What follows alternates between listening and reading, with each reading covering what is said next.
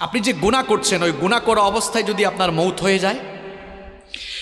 যুবক তরুণ ভাইয়েরা, রাতের বেলা যে ইউটিউবে ঢুকে নাটক দেখো, সিনেমা দেখো, কানের মধ্যে হেডফোন ঢুকায়া এই যে নাটক সিনেমা গান শোনো, রাতের বেলা যে মেসেঞ্জারে আর হোয়াটসঅ্যাপে কথা বলতেছো, ওই অবস্থায় মৌত হয়ে যেতে পারে কিনা? আসতে বলবেন না, জুড়ে বলেন মৌত হতে পারে কিনা? এই অবস্থায় যদি মৌত হয়ে যায় কি হবে? মুসলিম শরীফে নবীজি বলেছেন, ইউবাসু কুল্লু আবদিন আলা মা মাতা আলাইহি, মানুষ যে অবস্থায় মারা যাবে ওই অবস্থায় তাকে কিয়ামতের দিন কবর থেকে উঠাবেন কে? এই যে অনেক যুবক তরুণরা রাতের বেলা নাটক সিনেমা দেখতে দেখতে নাপাক শরীরে নাপাক কাপড়ে ঘুমায়। কেন রে ভাই নাপাক থাকো?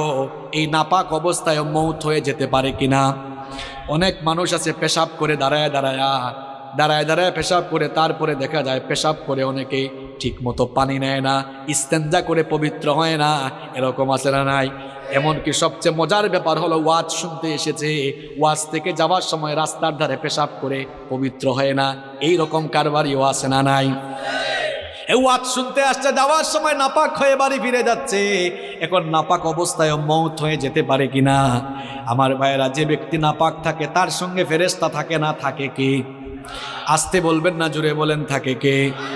তো এই অবস্থায় যদি আপনি মারা যান, কিয়ামতের দিন কিংবা কবরে গিয়ে কিয়ামতের মাঠে আপনি কিভাবে আল্লাহর সামনে দাঁড়াবেন? আপনি তো নাপাক অবস্থায় দুনিয়া থেকে চলে গেলেন। এই জন্য কখনো নাপাক থাকা যাবে, কখনো নাপাক থাকা যাবে। যুবক ভাইয়েরা, ইস্তেঞ্জায় গেলে পবিত্র হবেন তো, নাকি পানি টানি নিবেন না? হ্যাঁ, পাপের চিন্তা মাথায় আসলে মৌতের কথা স্মরণ করবেন, মৌতের কথা স্মরণ করবেন, গুনাহ থেকে বাঁচতে পারবেন। যখন দুনিয়ার লোভ লালসা আর গুনাহ করার দিকে আপনার মন বেশি ঝুঁকে যায়, আমি আপনাকে বলবো দুইটা জায়গায় সফর আপনি তখন বাড়ায় দিবেন। জুড়ে কোন কয়টা? আমি কথাটা আবারও রিপিট করছি, শুনেন। যখন পাপের দিকে, গুনার দিকে আপনার মন বেশি ধাবিত হয়ে যায়, ঠিক তখনই আপনি দুইটা জায়গায় সফর করবেন। একটা জায়গা হসপিটাল, 2 নাম্বার জায়গা কবরস্থান। হসপিটালে যাবেন, গিয়ে দেখবেন আপনার মতো কত দুনিয়াওয়ালা, কত টাকাওয়ালা, পয়সাওয়ালা লোকেরা, কোটি কোটি টাকা আছে, তাও আইসিইউতে তারা সামান্য একটা দিন আরামে থাকার জন্য হাহাকার করছে, আছে না নাই? যে কালো টাকার জন্য, অবৈধ টাকার জন্য অন্যায় করছেন, গুনাহ করছেন, হসপিটাল গিয়ে দেখেন কত মানুষের টাকা তারে বাঁচাইতে পারে। একটু পর পর আইসিইউ থেকে লাশ বের হচ্ছে। এরপরে হাসপাতালে যাওয়ার পরেও যদি আপনার দিল নরম না হয়, তাহলে মাঝে মাঝে প্রেমবাগের কবরস্থানগুলোতে ভিজিট করবেন। গিয়ে দেখবেন আপনার মতো টাকাওয়ালা, পয়সাওয়ালা লোকেরা, ক্ষমতাওয়ালা লোকেরা, একদিন বিরাট টাকা পয়সা, অর্থবিত্ত, বাড়ি গাড়ি সব ক্ষমতা ছিল, এখন কবরের নিচে ঘুমায়া আছে। আমরা মনে করি আমাদের বউ আপন, আমরা মনে করি ছেলে মেয়ে আপন। আজকে মরে দেখেন কেউ আপনার আপন নয়, আপন কেবল একজন, তিনি কি? কি কথা বলছি বুঝতে পারছেন আপনি? আপনি বলছেন আপনার বউ আপন, আপনার ছেলে মেয়ে, ভাই বোন আপন। আপনি এই মুহূর্তে মরে যান, বুঝবেন আপন কে। দেখবেন এই বউ, এই ছেলে মেয়েরা কিছুক্ষণ কান্না করবে, কিছুক্ষণ কান্না করার পরে বলবে, মৃত লাশকে বেশিক্ষণ ঘরে রাখতে নাই, তাড়াতাড়ি দাফন করা দরকার। আপনাকে দেখবেন সাদা কাফন দিয়ে পেঁচায়া জানাজার মাঠে নিয়ে যাবে। যে ছেলে মেয়েদের জন্য, দেখেন একটু আগেই বলেছে কেউ আপন না, এই ছেলে মেয়েদের জন্য, বাড়ি গাড়ি করার জন্য, প্রপার্টি করার জন্য, সম্পত্তি কামানোর জন্য ঠিকঠাক নামাজও পড়েন নাই, অনেক সময় সঠিকভাবে আল্লাহর ইবাদত করেন নাই। যাদেরকে আপন মনে করেছেন, আজ তারাই আপনাকে নিয়ে কবরে চলে যাবে, কবরে রেখে রেখে তারা আপনাকে চলে আসবে। এরপরে দেখবেন কেউ আপনার আপন থাকবে না। কবরে যাওয়ার পরে 2 জন ছাড়া আর কেউ আপন নাই, একজন হচ্ছেন আল্লাহ। এই জন্য কবরে ফেরেশতা এসে প্রথমে জিজ্ঞেস করবে, বউর নাম কি, ছেলে মেয়ের নাম কি, না জিজ্ঞেস করবে মার। আর একটু জোরে বলেন, মার রব্বুকা। প্রথমে এসে বলবে তোমার রব কে। তাহলে বুঝে নেন আপন, আপন কে, সবচাইতে আপন কে। আমার যখন ফুরাবে দিন, আসবে গহীন রাতি, থেকো আল্লাহ জীবনে, হয় চির সাথী, আসবে গহীন রাতি। আমার ভাই, আমার বাপ, আমার বউ, আমার ছেলে মেয়ে বলছেন, আমার আমার বলে যখন কাউকে পাবো না, সেদিন আমার শূন্য হিয়ায় তুমি থেকো সান্ত্বনা, তুমি থেকো সান্ত্বনা। আমার আমার বলে যখন কাউকে পাবো না, সেদিন আমার শূন্য হিয়ায় তুমি থেকো সান্ত্বনা, তুমি থেকো সান্ত্বনা। আখির আলো নিভে যেদিন মনে আলো দিয়ে, আসবে নাকি অন্ধ চোখে একটু আলো নিয়ে, সেদিন আমার, সেদিন আমার, সেদিন আমার অন্ধ চোখে তুমি আলোর জ্যোতি, আসবে গহীন রাতি। আমার যখন ফোরাবে দিন, আসবে গহীন রাতি। থেকো আল্লাহ এ জীবনে হয় চির সাথী, আসবে গহীন রাতি। বলেন আমিন। একজনই আপন আর কেউ আপন না। আমার দাদার বাবার নাম জানি না। আপনি বলবেন হুজুর হঠাৎ করে এই কথা বলছেন কেন? হ্যাঁ, আপনি যে দুনিয়ার পেছনে ছুটছেন, ওই দুনিয়া যে আপনার নাম মনে রাখবে না, ওইটাই বুঝাচ্ছি আপনারে। আমি আমার দাদার বাপের নাম জানি না। আপনারা যদি বলি আপনার দাদার বাবার নাম কি, শেষ গুল্লা খাবেন। আমার দাদার বাপ 160-70 বছর আগে দুনিয়াতে ছিল। এখন 160-70 বছরের ব্যবধানে তার পরবর্তী প্রজন্ম তার নাম ভুলে গেল। ঠিক একই পরিণতি আমার আপনার হবে। কিসের পেছনে ছুটছেন আপনি? আপনার পরবর্তী প্রজন্ম দোয়া করা দূরের কথা, আপনার নামও মনে রাখবে না এরা। আপনার 6-7 পুরুষ আগে কারা কারা দুনিয়ায় ছিল, নসব নামা, আপনি কি সবার নাম বলতে পারবেন? 2-1 বলতে পারলেও সবাই পারবে। কার জন্য কি করছেন? এত গুনাহ করছেন, পাপ করছেন। এই ছেলে মেয়ে, জায়গা সম্পদ, বাড়ি গাড়ি, আরে ভাই বাড়ির জায়গায় থাকবে, বাড়িওয়ালা থাকবে। চোখেরই পলকে তুমি হতে পারো লাশ, চিরতরে বন্ধ হবে তোমারই নিঃশ্বাস। চোখের পলকে আপনি লাশ হতে পারেন। আশেপাশে বাজার আছে না? বাজারের নাম কি? ওই বসুন্ধিয়া বাজারে হয়তো আপনার কাফনের কাপড় বরাদ্দ হয়ে গেছে, চলে এসেছে, আপনি নিজেও জানেন না। আপনি ঘরে বসে এখন গোটা পৃথিবীর খবর নিতে পারবেন। ঘরে বসে গোটা পৃথিবীর খবর নিতে পারলেও কার জন্য কাফনের কাপড় রেডি, কেউ এই খবর জানে না। যুবকরা বলবে হুজুর আমরা জোয়ান, আমরা বাঁচবো আরো। আরে ভাই, তোমার মতো কত যুবক রাতের বেলা বাড়িতে ঘুমায়, সকালবেলা তার লাশ বের হয়। Keep in your mind, there is no serial of death. মৃত্যুর কোনো সিরিয়াল নাই। পৃথিবীতে আসার সিরিয়াল আছে, পৃথিবীতে আসার সিরিয়াল আছে, যাওয়ার কোনো সিরিয়াল নাই। দেখা যায় আসার সময় সবার আগে দাদা, তারপরে বাবা, এরপরে ছেলে, তারপর দাদার ঘরে নাতি। আসার সুন্দর সিরিয়াল আছে, যাওয়ার কোনো সিরিয়াল নাই। মাঝে মাঝে সিরিয়াল ব্রেক হয়ে দেখা যায় নাতির লাশ দাদা কবরে নামায়, অথবা ছেলের লাশ বাবা কবরে নামায়। যে কেউ যে কোনো সময় চলে যেতে পারে, কোনো ঠিক ঠিকানা নাই। কি কারণে আমাকে আপনাকে দুনিয়াতে পাঠানো হলো? কেন আমাদেরকে পয়দা করে দুনিয়াতে আল্লাহ পাঠালেন? কোরআনুল কারীমের 51 নম্বর সূরা সূরাতুয যারিয়াতের 56 নম্বর আয়াতের মাধ্যমে রব্বুল আলামিন আমাদেরকে সেই কথা জানিয়ে দিলেন, ওয়ামা খালাকাতুল জিন্না ওয়াল ইনসা ইল্লা লিয়াবুদুন। I didn't create the jinn kind and mankind except my worship. আল্লাহ তাআলা বলছেন, আমি পৃথিবীতে জিন আর মানব জাতিকে আমার গোলামি ছাড়া, আমার দাসত্ব ছাড়া অন্য কিছুর জন্য সৃষ্টি করি নাই। আমাদেরকে যার গোলামির জন্য সৃষ্টি করা হয়েছে তিনি কে? অনেকে বলে না, কয় হুজুর এত টাকা পয়সার মালিক, গোলাম পরিচয় দেই কেমনে? আপনি শুধু গোলাম নন, গোলামের ঘরের গোলাম, বান্দির ঘরের গোলাম। আপনার বাপ দাদা পূর্বপুরুষ 14 গোষ্ঠী আল্লাহর গোলাম। আমরা গোলাম জাত, গুলামির জন্যই আমাদেরকে সৃষ্টি করা হয়েছে। আমরা ইবাদত করব কার? বিধিবিধান মেনে চলবো কার? আমরা যেন আল্লাহর ইবাদত না করি, আমরা যেন আল্লাহর বিধিবিধান মেনে না চলি, আল্লাহর গুলামির পথে সব সময় একজন আমাদেরকে প্ররোচনা দেয়, বাধা দেয়, আমাদেরকে ধোঁকা দেয়। সবাই জোরে বলেন তো, তার নাম কি? শয়তান। এই শয়তানের বয়স আমাদের চেয়ে কম না বেশি?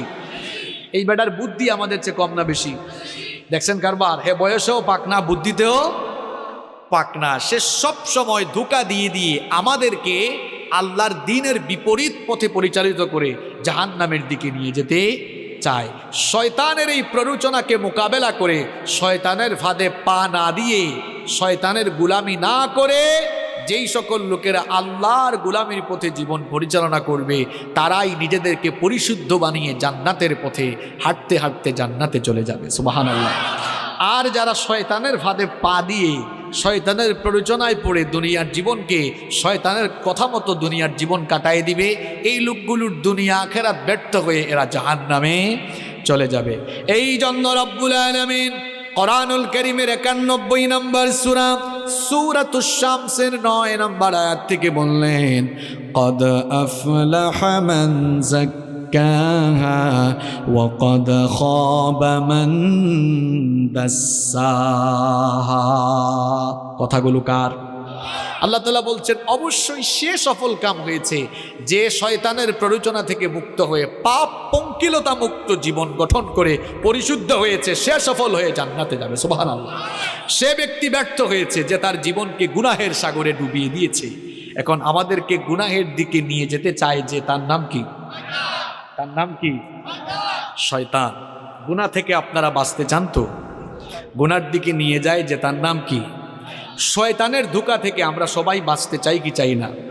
যুবক, তরুণ, ছাত্র, আমার বাবার বয়সী সম্মানিত চাচারা, আমার মায়েরা, বোনেরা, আমরা সবাই তো গুনাহ থেকে বাঁচতে চাই। কারণ গুনাহ থেকে বেঁচে না থাকলে, শয়তানের ধোঁকা থেকে বেঁচে না থাকলে আমাদের দুনিয়া আখিরাত উভয়টাই নষ্ট হয়ে যাবে। এজন্য আমরা প্রত্যেকটি মানুষ গুনাহ থেকে, প্রত্যেকটি মুসলমানই নিজেকে বাঁচাতে চায়। এখন গুনাহ থেকে আপনি নিজেকে বাঁচাবেন কেমনে? গুনাহ থেকে, শয়তানের ধোঁকা থেকে নিজেকে আপনি হেফাজত করবেন কেমনে? আজ আমি আপনাদেরকে গুনাহ থেকে বাঁচা, শয়তানের ধোঁকা থেকে বাঁচার 12টি উপায় কোরআন আর সুন্নাহ থেকে তুলে ধরব। এত বাস্তবিক কথা আপনাদেরকে শোনায় যাব। এই 12টি পয়েন্ট আপনারা যদি মুখস্থ করে যেতে পারেন, আর এই 12টি আমল যদি প্রত্যেকটি ভাই শুরু করে দিতে পারেন, ইনশাআল্লাহ গুনাহমুক্ত জীবন সাজিয়ে আমরা জান্নাতে যাব। বলেন ইনশাআল্লাহ। প্রিয় ভাইয়েরা, আপনাদেরকে যে কাজটা করতে হবে, এই 12টা পয়েন্ট সবাইকে একদম মুখস্থ করে তারপর বাড়ি যাওয়া লাগবে। পারবেন না ইনশাআল্লাহ? মাত্র 12টা কথা, খুব সহজ কথা বলবো, আপনারা সবাই মুখস্থ করে বাড়ি যেতে পারবেন না ইনশাআল্লাহ? পারবেন তো ইনশাআল্লাহ? তাইলে আমরা গুনাহ থেকে বাঁচবো কিভাবে? শয়তানের ধোঁকা থেকে বাঁচবো কিভাবে? গুনাহ থেকে বাঁচার, শয়তানের ধোঁকা থেকে বাঁচার কয়টা উপায় বলবো? সবাই বলেন কয়টি? 12টি। দেখেন, শুরু করছি। নাম্বার 1, 1 নাম্বার, গুনার দিকে নেয় যে তার নাম শয়তান, ওই শয়তানের ওয়াসওয়াসা থেকে পানাহ চাইতে হবে কার কাছে? 1 নাম্বার আমল শেখাই যাচ্ছি। যখন গুনাহের চিন্তা, পাপের চিন্তা মাথায় আসবে, সাথে সাথে ওই শয়তানের খপ্পর থেকে নিজেকে বাঁচানোর জন্য সাথে সাথে আশ্রয় চাইতে হবে কার কাছে? কারণ শয়তান হে এমন জিনিস, তারে মোকাবেলার জন্য পৃথিবীতে কোনো যন্ত্র আসে নাই, কিয়ামত পর্যন্ত আসবে না। আপনি গুলি, বোমা, রকেট কি দিয়া শয়তানের মোকাবেলা করবেন? কিচ্ছু দিয়ে পারবেন না। এমনকি আমেরিকার প্রেসিডেন্ট জো বাইডেন, রাশিয়ার প্রেসিডেন্ট পুতিন, তারাও শয়তানের মোকাবেলা করতে পারবে না। শয়তানের মোকাবেলায় তারাও দুর্বল, বরং উল্টা শয়তানেরও তাদেরকে দিয়ে শয়তানি করাইতে পারবে। দেখছেন শয়তানের পাওয়ার। আমেরিকার প্রেসিডেন্ট, রাশিয়ার প্রেসিডেন্ট, যে রাশিয়ার প্রেসিডেন্ট পুতিন পশ্চিমা বিশ্বকে বুড়ি আঙ্গুল দেখায়, যে ন্যাটোকে পর্যন্ত তুয়াক্কা করে না, সেও শয়তানের মোকাবেলায় সফল না ব্যর্থ।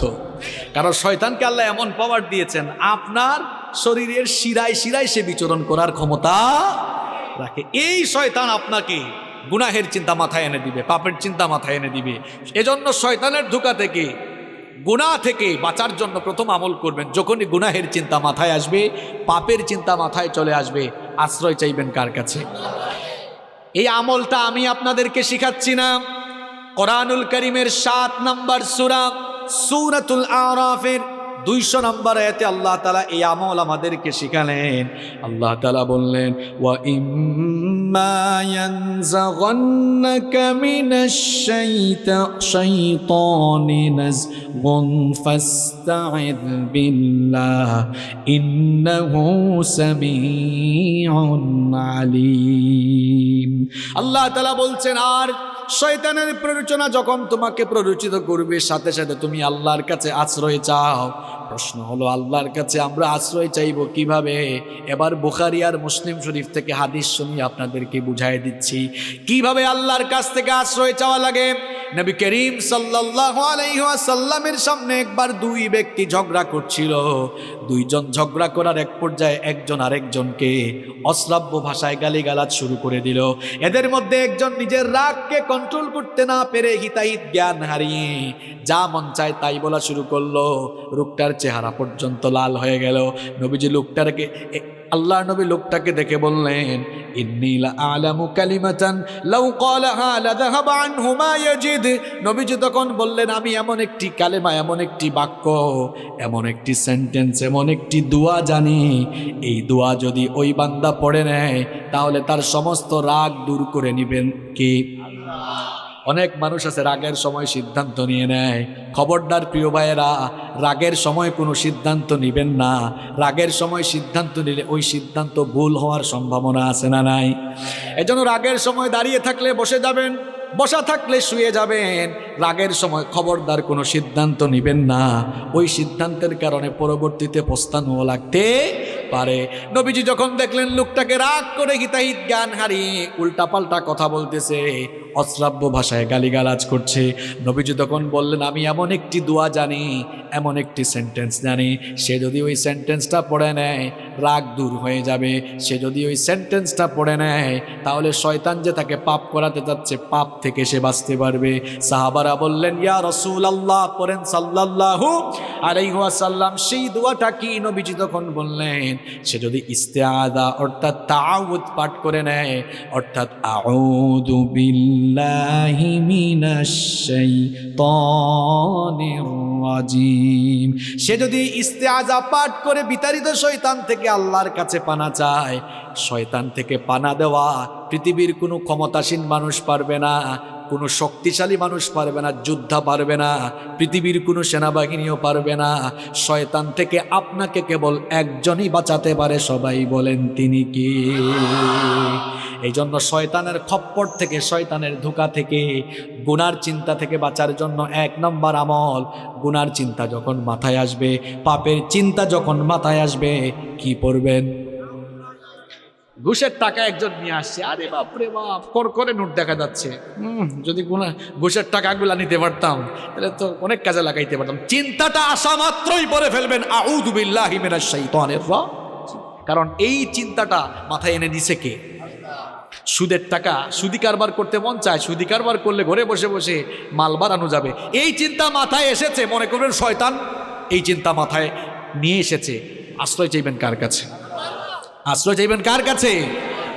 যুবকরা ফেসবুক চালাও, ফেসবুকে ইউটিউবে ভিডিও দেখছো, হয়তো তাফসীর শুনছো, নিচেই দেখা যাচ্ছে একটা গানের ভিডিও। হ্যাঁ, নিচেই দেখা যাচ্ছে কিসের ভিডিও?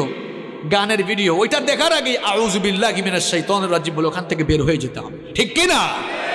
গুনাহ থেকে নিজেকে, পাপ থেকে বাঁচিয়ে রাখবেন কেমনে? শুনে যান। 1 নম্বর আমল শিখলাম, গুনাহ থেকে বাঁচার জন্য গুনার চিন্তা মাথায় আসলেই যার কাছে আশ্রয় চাইব, সবাই আওয়াজ করে বলেন তিনি কি? 2 নম্বর আমল, গুনাহ থেকে বাঁচার জন্য, পাপ থেকে বাঁচার জন্য গুনাহের চিন্তা মাথায় আসলেই একজনের কথা দিলে স্মরণ করবেন, একজনকে ভয় করবেন সাথে সাথে, তিনি কি? তিনি কি? কোরআনুল কারীমের 7 নম্বর সূরা সূরাতুল আরাফের 201 নম্বর আয়াতে আল্লাহ তাআলা বলছেন, ইন্নাল্লাযীনা তাকাউ ইযা মাসসাহুম তাইফুম মিনাশ শাইতানি তাযাক্কারু ফাইযা হুম মুবসিরুন। আল্লাহ তাআলা বলছেন, নিশ্চয়ই যারা তাকওয়া অবলম্বন করে, নিশ্চয়ই যারা আল্লাহকে ভয় করে, শয়তানের প্ররোচনা যখন তাদেরকে স্পর্শ করে শয়তান যখনই তাদেরকে ধোঁকা দিতে চায়, তখন তারা গুনাহ থেকে বাঁচার জন্য একজনের কথা স্মরণ করে তাকেই ভয় করে। তিনি কি? যাদের হৃদয়ে আছে আল্লাহর ভয়, তারা কভু পথ ভুলে যায় না। আল্লাহর প্রেম ছাড়াই দুনিয়ায় কারো কাছে কোনো কিছু চাই না, কারো কাছে কোনো কিছু চাই না। আল্লাহর ভয় যার অন্তরে আছে সে কখনো বিপদগামী হতে পারে। গুনাহ থেকে আপনি বাঁচতে পারবেন, পাপ থেকে আপনি বাঁচতে পারবেন। 2 নাম্বার আমল আপনাকে শেখাচ্ছি, যখনই গুনাহের চিন্তা মাথায় আসবে সঙ্গে সঙ্গে একজনের কথা স্মরণ করে ফেলবেন, একজনকে আপনি ভয় করে ফেলবেন। সবাই বলেন তিনি কি? এই একটা জিনিস, আল্লাহর ভয় যদি মানুষের অন্তরে থাকে, ওই মানুষকে দিয়ে কেউ কখনো কোনো পাপের কাজ, গুনাহের কাজ করাতে পারবে না। একটা ঘটনা আমার মনে পড়ে গেল, বলবো। সুনানে বাইহাকির ভেতরে হাদিস বর্ণিত হয়েছে, খুব মন দিয়ে ঘটনাটা শুনেন আমার বাবারা, প্রিয় ভাইয়েরা, খুব মন দিয়ে ঘটনাটা শুনেন। আব্দুল্লাহ ইবনে ওমর রাদিয়াল্লাহু আনহু তিনি একবার তার সঙ্গী সাথীদেরকে নিয়ে এক সফরে বের হলেন। দুপুরের খাবারের সময় যখন হয়ে গেল, তারা তখন খাবার গ্রহণের জন্য দস্তরখানা বিছালেন। যখনই তারা খাবার খেতে যাবেন, ঠিক তখনই লক্ষ্য করলেন তাদের পাশ দিয়ে এক রাখাল হেঁটে যাচ্ছে। আব্দুল্লাহ ইবনে ওমর রাদিয়াল্লাহু আনহু তাকে বললেন, হে রাখাল ভাই, আমরা দুপুরের খাবার গ্রহণের জন্য বসেছি, তুমিও আসো, আমাদের সাথে খাবার খাও, খাবার গ্রহণ করো। রাখাল ছেলেটি তখন বলল, ও মুসাফির ভাই, আমাকে খাবারের দাওয়াত দিয়েছেন, আমি খুশি হয়েছি, কৃতজ্ঞতা জানাচ্ছি, কিন্তু আপনাদের সাথে আমি তো খাবার খেতে পারবো না।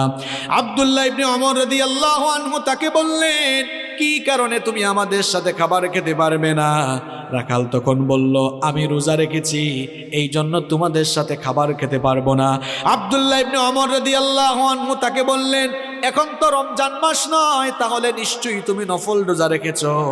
এই দুধু মরুভূমিতে যারা সৌদি আরব বা আরব দেশে থাকেন তারা দেখেছেন মরুভূমির আবহাওয়া কেমন।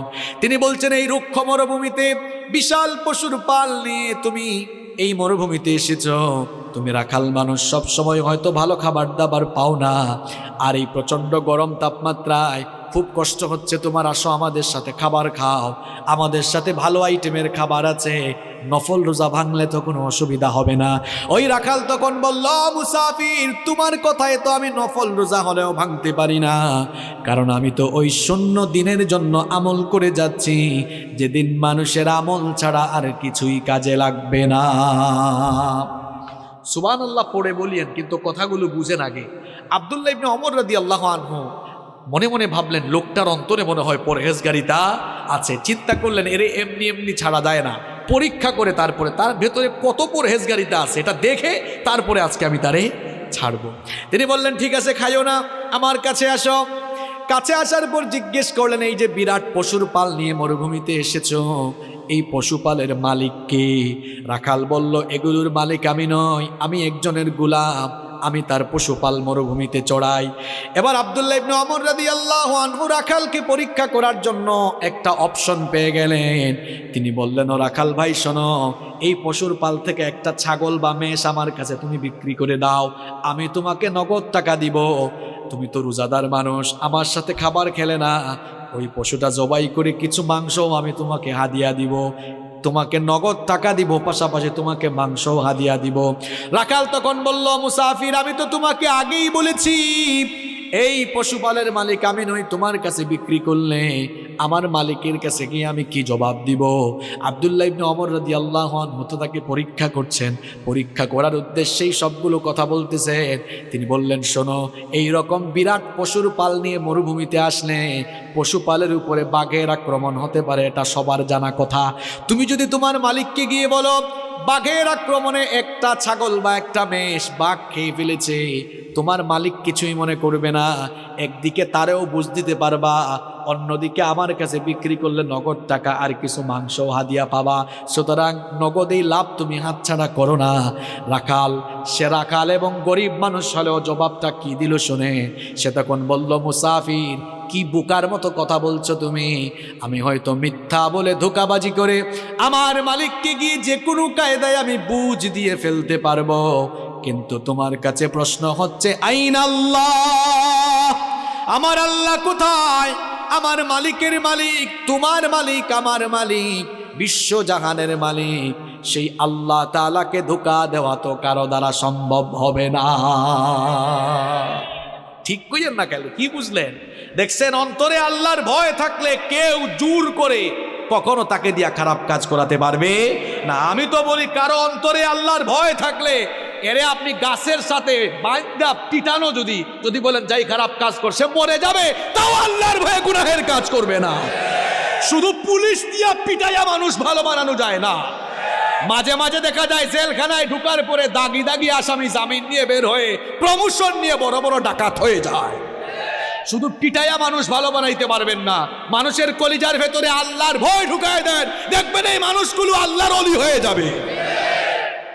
গুনাহ থেকে বাঁচতে হলে আল্লাহর ভয় কলিজায় ঢুকাতে হবে। যার কলিজায় আল্লাহর ভয় আছে ওই যুবক কখনো ফোন হাতে নিয়ে অশ্লীল ভিডিও দেখবে না। যার কলিজায় আল্লাহর ভয় আছে মিথ্যা বলবে না। যার কলিজায় ভয় আছে জনগণের সম্পদ মেরে খাবে না, মানুষের হক নষ্ট করবে না। যার কলিজায় ভয় আছে ইসলামের বিরুদ্ধে কথা বলবে না। যার কলিজায় আল্লাহর ভয় নাই সে যা মন চায় তাই করতে পারবে। এমনকি কেউ ব্যবসায়ী হলে আল্লাহর ভয় থাকলে কখনো মানুষের সঙ্গে ধোঁকা দিবে না। দেখেন আল্লাহর ভয়টা কি জিনিস, এই ঘটনাটা আপনারা সবাই জানেন, তাও আমি 30 সেকেন্ডে বলছি জাস্ট বুঝাবার জন্য। ওমর রাদিয়াল্লাহু আনহু আপনারা জানেন, তিনি অর্ধ পৃথিবী শাসন করেছেন। রাতের বেলা ঘুমাতেন। অর্ধ পৃথিবীর শাসন করতে হয়, রাতের ঘুম হারাম। জিজ্ঞেস করা হলো রাতে ঘুমান না কেন? তিনি বলেন, আমি রাতের বেলা ঘুমাবো, আর জনগণ যদি কষ্ট পায় এই কষ্টগুলোই কিয়ামতের দিন আমার জাহান্নামে যাওয়ার কারণ হয়ে যেতে পারে। আর আমরা ছোট ছোট চেয়ারের মালিক হয়ে যে গিয়ার বাড়ায় দেই মাঝে মাঝে, আমাদের অবস্থা হয়ে যায় এমন, যে যখন চেয়ারে সে উঠে যায় গিয়ারে। আপনার চেয়ারের গিয়ার একটু কমায় রেখেন, আর গিয়ার যদি উঠানো ইসলামের পক্ষে উঠাইয়েন, লাভ হবে। যেমন আমিও এখন গিয়ারে, কারণ আমি চেয়ারে, তবে আমার গিয়ার কোরআন হাদিসের পক্ষে, ইসলামের পক্ষে আছে। আর চেয়ারে বসে গিয়ার যদি ইসলামের বিরুদ্ধে নেন, মনে রাখবেন চেয়ারে বসাইছেন যিনি, জনগণের জুতার বাড়ি খাওয়াইয়া বেইজ্জত করে নামাইতে পারেন তিনি। এজন্য চেয়ারের নামে আল্লাহ কোরআনে আয়াত দিয়েছেন, আয়াতুল, কথা বলেন না কেন, আয়াতুল কুরসি। হোয়াটস দ্য মিনিং অফ কুরসি? What do you mean by কুরসি? কুরসি বলতে আপনি কি বুঝেন? কুরসি ইটস এন অ্যারাবিক ওয়ার্ড, এটা আরবি শব্দ। এর বাংলা অর্থ হচ্ছে গদি, সিংহাসন। ইংরেজিতে আমরা এটাকে বলি চেয়ার। আল্লাহ তাআলা কোরআনের 6236টা আয়াতের মধ্যে চেয়ারের আয়াতকে সবচেয়ে ফজিলতের আয়াত বানিয়েছেন, যাতে চেয়ারওয়ালা লোকেরা চেয়ারে বসে চেয়ারের অপব্যবহার করে মানুষের উপরে জুলুম না করে। এই জন্য আল্লাহ তাআলা ওই চেয়ারের আয়াতে, আয়াতুল কুরসির ভেতরে তার নিজের সভ্রান্টি, সার্বভৌম ক্ষমতার পরিচয় দিয়ে তামাম দুনিয়ার চেয়ারওয়ালা লোকদেরকে সাবধান করে দিয়েছেন। ওই আয়াত ভালো করে পড়বেন, আল্লাহ আমাদের বুঝার তৌফিক দান করেন। তো ওমর রাদিয়াল্লাহু আনহু রাতের বেলা ঘুমাইতেন না। একদিন শেষ রাতে দেখলেন এক বাড়িতে আলো জ্বলতেছে, কথাবার্তাও শোনা যাচ্ছে। একটু কান পাতলেন। স্বাভাবিক অবস্থায় কান পেতে কিছু শোনা জায়েজ নয়, তবে দায়িত্বশীল ব্যক্তির জন্য সেটা জায়েজ আছে। তিনি শুনলেন এক মা তার মেয়েকে বলছে যে, মেয়ে, বেটি উঠ, আমি উটনির দুধ দোহন করে এনেছি, দুধ তো কম পেয়েছি, পানি মিশা, দুধের পরিমাণও বাড়বে, লাভের পরিমাণও বাড়বে। মেয়ে বলল, মা গো, এটা তো অন্যায় কাজ, খাদ্যদ্রব্যে ভেজাল দেওয়া এটা ঠিক নয়। তাছাড়া আমাদের প্রেসিডেন্ট আমিরুল মুমিনিন ওমর রাদিয়াল্লাহু আনহু তিনি তো রাষ্ট্রীয় নিষেধাজ্ঞা জারি করে দিয়েছেন যে খাদ্যে কোনো ভেজাল দেওয়া যাবে না। মা বলল, বেটি, এ তো বোকা কেন তুই? ওমর তো এই আদেশ দিয়া সে তার বাড়িতে ঘুমায়, সে কি আমাদের মা মেয়ের কারবার দেখে? অথচ ওমর রাদিয়াল্লাহু আনহু দেয়ালের পাশে সব শোনে। আর মেয়ের কলিজায় আল্লাহর ভয় কেমন দেখেন।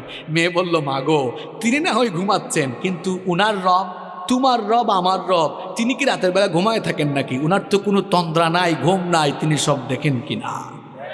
দেখেছেন আল্লাহর ভয়? এই একটা জিনিস আপনার অন্তরে থাকলে, পাপের চিন্তা মাথায় এসেছে, জনগণের হক মাইরা খাওয়ার চিন্তা মাথায় এসেছে, সাথে সাথে কলিজায় আল্লাহর ভয় ঢুকান মিয়া। পাপ থেকে, গুনাহ থেকে বাঁচতে পারবেন। 2 নাম্বার আমল শিখালাম, পাপের চিন্তা, গুনাহের চিন্তা মাথায় আসা মাত্রই, পাপের চিন্তা, গুনাহের চিন্তা, এদিকে ঘুরে, পাপের চিন্তা, গুনাহের চিন্তা মাথায় আসা মাত্রই একজনের কথা স্মরণ করে তাকে ভয় করে ফেলা। তিনি কে? তিনি কে? আল্লাহ। কয়টা পয়েন্ট বললাম? 1 নাম্বার কি পড়বেন? গুনার চিন্তা মাথায় আসলে কি পড়বেন? 2 নাম্বার কাকে ভয় করবেন? নাম্বার 3 নাম্বার গুনাহের চিন্তা মাথায় আসলেই একটা জিনিসের কথা মনে করবেন, সেটার নাম মৃত্যু। সেটার নাম, জোরে বলেন, সেটার নাম কি?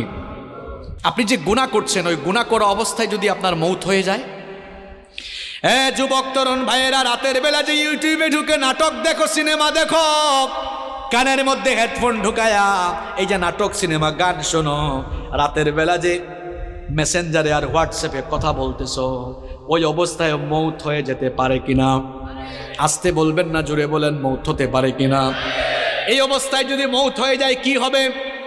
মুসলিম শরীফে নবীজি বলেছেন, ইউবাসু কুল্লু আবদিন আলা মা মাতা আলাইহি।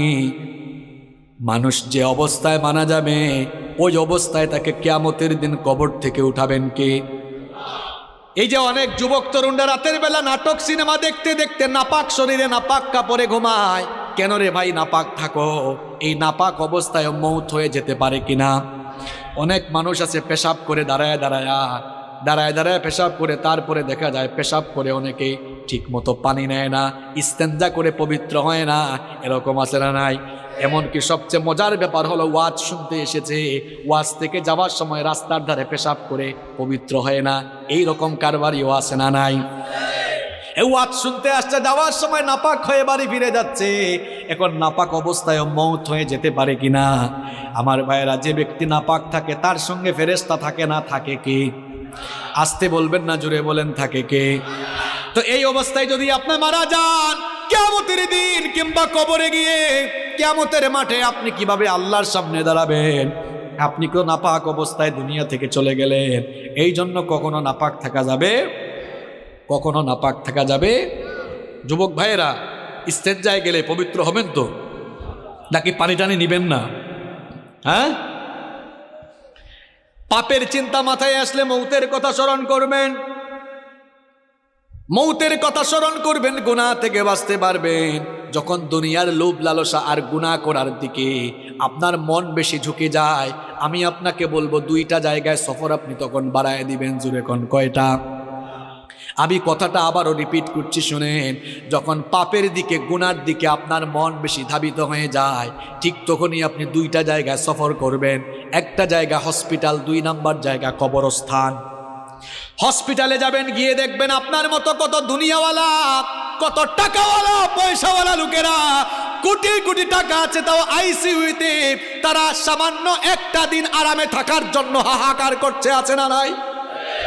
যে কালো টাকার জন্য, অবৈধ টাকার জন্য অন্যায় করছেন, গুনাহ করছেন, হসপিটাল গিয়ে দেখেন কত মানুষের টাকা তারে বাঁচাইতে পারে। একটু পরপর আইসিইউ থেকে লাশ বের হচ্ছে। এরপরে হাসপাতালে যাওয়ার পরেও যদি আপনার দিল নরম না হয়, তাহলে মাঝে মাঝে প্রেমবাগের কবরস্থানগুলোতে ভিজিট করবেন। গিয়ে দেখবেন আপনার মতো টাকাওয়ালা, পয়সাওয়ালা লোকেরা, ক্ষমতাওয়ালা লোকেরা, একদিন বিরাট টাকা পয়সা, অর্থবিত্ত, বাড়ি গাড়ি সব ক্ষমতা ছিল, এখন কবরের নিচে ঘুমায়া আছে। আমরা মনে করি আমাদের বউ আপন, আমরা মনে করি ছেলে মেয়ে আপন। আজকে মরে দেখেন কেউ আপনার আপন নয়, আপন কেবল একজন, তিনি কি কথা বলছি বুঝতে পারছেন আপনি? আপনি বলছেন আপনার বউ আপন, আপনার ছেলে মেয়ে, ভাই বোন আপন। আপনি এই মুহূর্তে মরে যান, বুঝবেন আপনকে। দেখবেন এই বউ, এই ছেলে মেয়েরা কিছুক্ষণ কান্না করবে, কিছুক্ষণ কান্না করার পরে বলবে, মৃত লাশকে বেশিক্ষণ ঘরে রাখতে নাই, তাড়াতাড়ি দাফন করা দরকার। আপনাকে দেখবেন সাদা কাফন দিয়ে পেঁচায়া জানাজার মাঠে নিয়ে যাবে। যে ছেলে মেয়েদের জন্য, দেখেন একটু আগেই বলেছি কেউ আপন না, এই ছেলে মেয়েদের জন্য বাড়ি গাড়ি করার জন্য, প্রপার্টি করার জন্য, সম্পত্তি কামানোর জন্য ঠিকঠাক নামাজও পড়েন নাই, অনেক সময় সঠিকভাবে আল্লাহর ইবাদত করেন নাই। যাদেরকে আপন মনে করেছেন, আজ তারাই আপনাকে নিয়ে কবরে চলে যাবে, কবরে রেখে রেখে তারা আপনাকে চলে আসবে। এরপরে দেখবেন কেউ আপনার আপন থাকবে না।